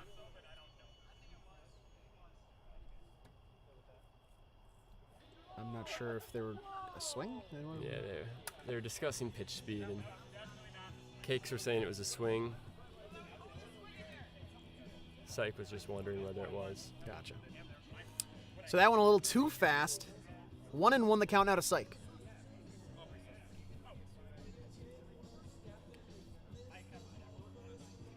I think it was 0-2. Now, okay, no, you're right. 1-2. So that one Too was fast? too fast. So 2-2 the count. That did not look fast, but It those did low not. pitches. That one hard to lay off there. Roughly 7 feet wide of the zone. A deep breath. Collecting the offer. This one driven out to center. That's going to drop and be at one base for sure. He turns on the burners, heading for second, and bounce pass. He rounds hard and gets to third. The relay. Dumpy potentially with the dagger in his hands. You got to imagine at this point, if 2 isn't enough, 3 certainly could be.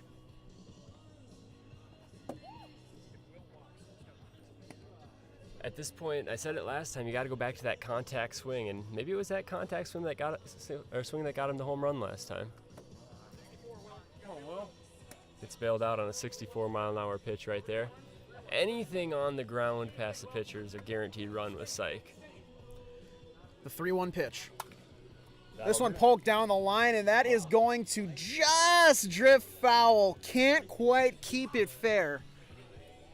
Would have been a shoo-in for a 4-1 ball game, but we'll just reset. The blood still dried up on those cheekbones of his.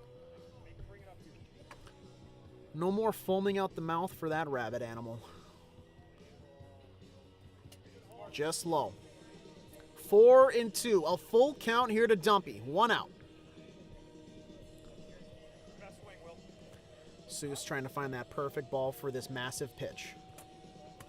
Oh, Swung on and fouled back into the...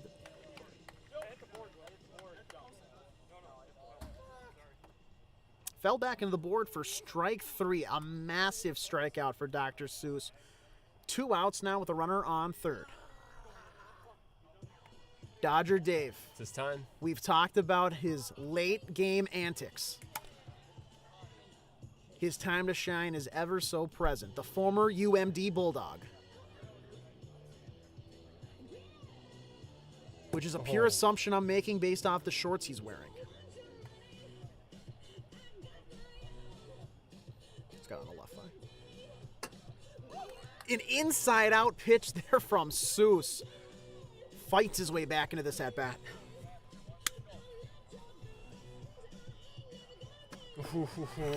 Vintage.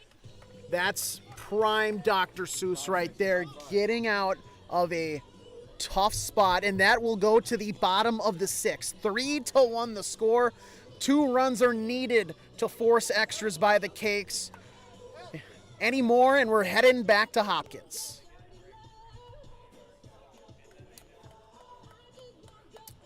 Nippy trying to find a scenic spot for the trophy. Just moments before it could be possibly taken out of his hands. His final moments as reigning champion, possibly. By the way, your shoe is untied. Maybe not. You just had really long shoelaces. No, it is untied. Cakes doing a little powwow, trying to get themselves pumped up for this inning. Now or never, who's going to get on base? So Pooh Bear is going to lead things off for the Cakes here in the bottom of the sixth.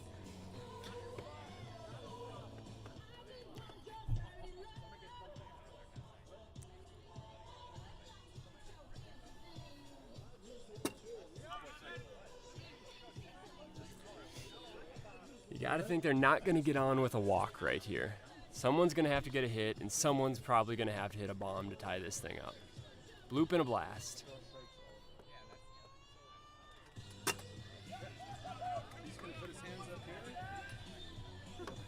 And Syke has not switched off once this night. He has been locked in the zone. He's been that guy for the Aces all series long. Ooh, good fight there from Pooh Bear. He's a good on-base guy. And that's what they need right here. Shallow playing. Ooh, he chased. Chased one right there, and the first batter is sat down. That one's a tough pitch right there. You kind of think it's going to hit that outside corner. You don't want to go down looking. Hondi's got to find a way on. 2 outs away. Come on, Hondi. This almost feels mean if it comes down to Palpatine. Oh, he's goated. Palpatine's clutch. It's mean to the Aces.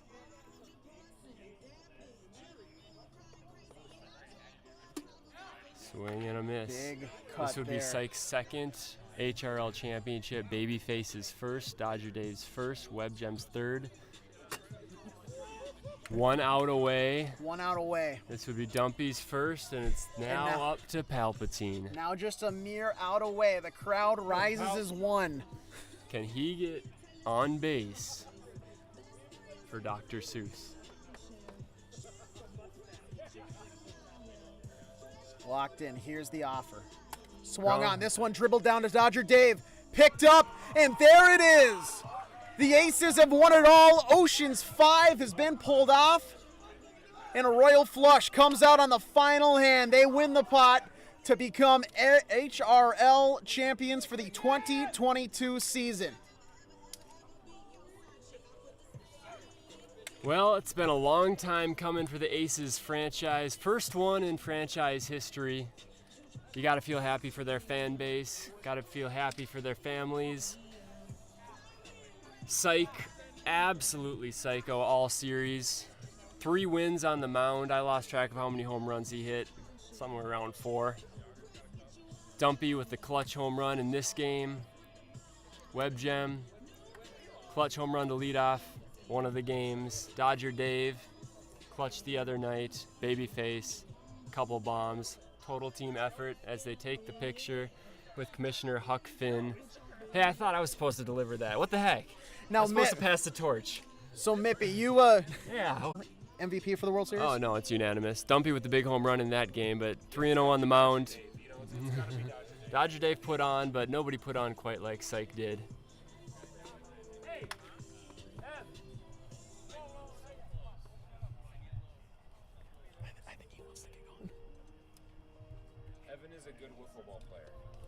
more time for the fans. Evan is an above-average wiffle ball player. Evan Sibbett, MVP of the 2022 World Series. Congratulations to the Aces. Very proud. Nobody doubted for more than 18 seconds. Now, there's a lot of scandalous talk going on that one of the reigning champions should have been the one to hand off the trophy to the new champions. What are your thoughts on that? You know, if I have to go through all the work to get to get the cup, and none of the existing champions want to come give it to me, you know, that's so be it. So be it. This is in bed. Take a look at this.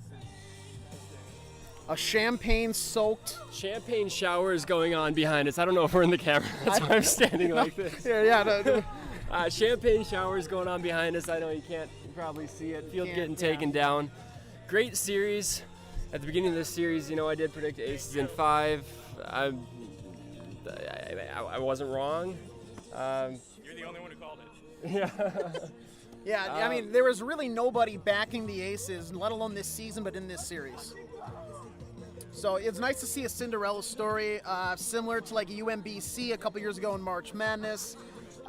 UCF, Central Florida, in the undefeated college season a couple years ago. The Miracle Mets back in the 80s. It's nice to see the underdog prevail when it comes to sports, because there's really just nothing like it. Storybook. I think we need to get a word from Dumpy right now. He's just absolutely beside himself, screaming. Liquids all over him. It's not just his blood. I'm going to go find him. I don't know if it's safe to get him, but yeah, let's do it. Absolutely.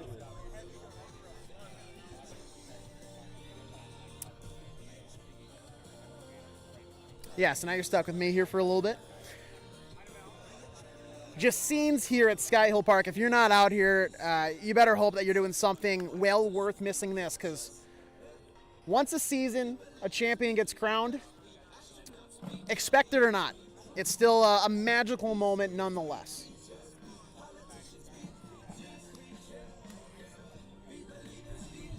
Still a lot of hugging. Dumpy's quote was, "I bet," when I said, I bet. Yeah, when we wanted a post-game interview, so stand by for a second. Perfect.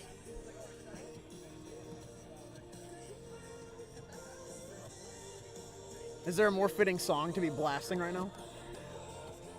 Probably. Yeah. We are the champions. Yeah, I can prob- think of a handful. Yeah. This one's not horrible. No, it could have been worse. Here we go. Here we go. Let's go, SRL!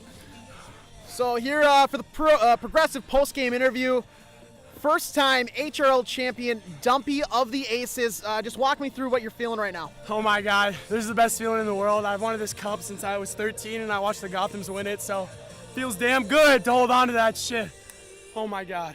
Man, I'm just happy to be here, H's. Holy shit. I mean, was there any doubt in your mind? What was maybe the conversation in your guys' team after that Game 4 loss to force Game 5? Because you guys were steamrolling there. A little bit of a stumble step with that loss. What were the conversations before Game 5 to maybe rebound? Absolutely. I mean, like I said in my last interview, it's all about momentum. And so after we lost that game, I feel like spirits were a little low. Took one big play and all of a sudden we were back in it. And I mean, we've been down before. We knew we'd have to battle back, and that's what we did. And I'm absolutely proud of my boys. Syke is a fucking dog. I love that kid. So glad he took me onto this team. I was facing a lot of criticism early in the league. Like, you know, they were telling me I better be able to pitch, I better be able to hit, I better be able to hold at my end. And I damn well did that. So all you haters can suck my fucking dick. Dumpy, baby. Come on. And it's all love at the end of the day. But like, I know there's some haters out there. Stop talking shit on my name. Come on. Maybe we'll limit it maybe a little bit. Well, maybe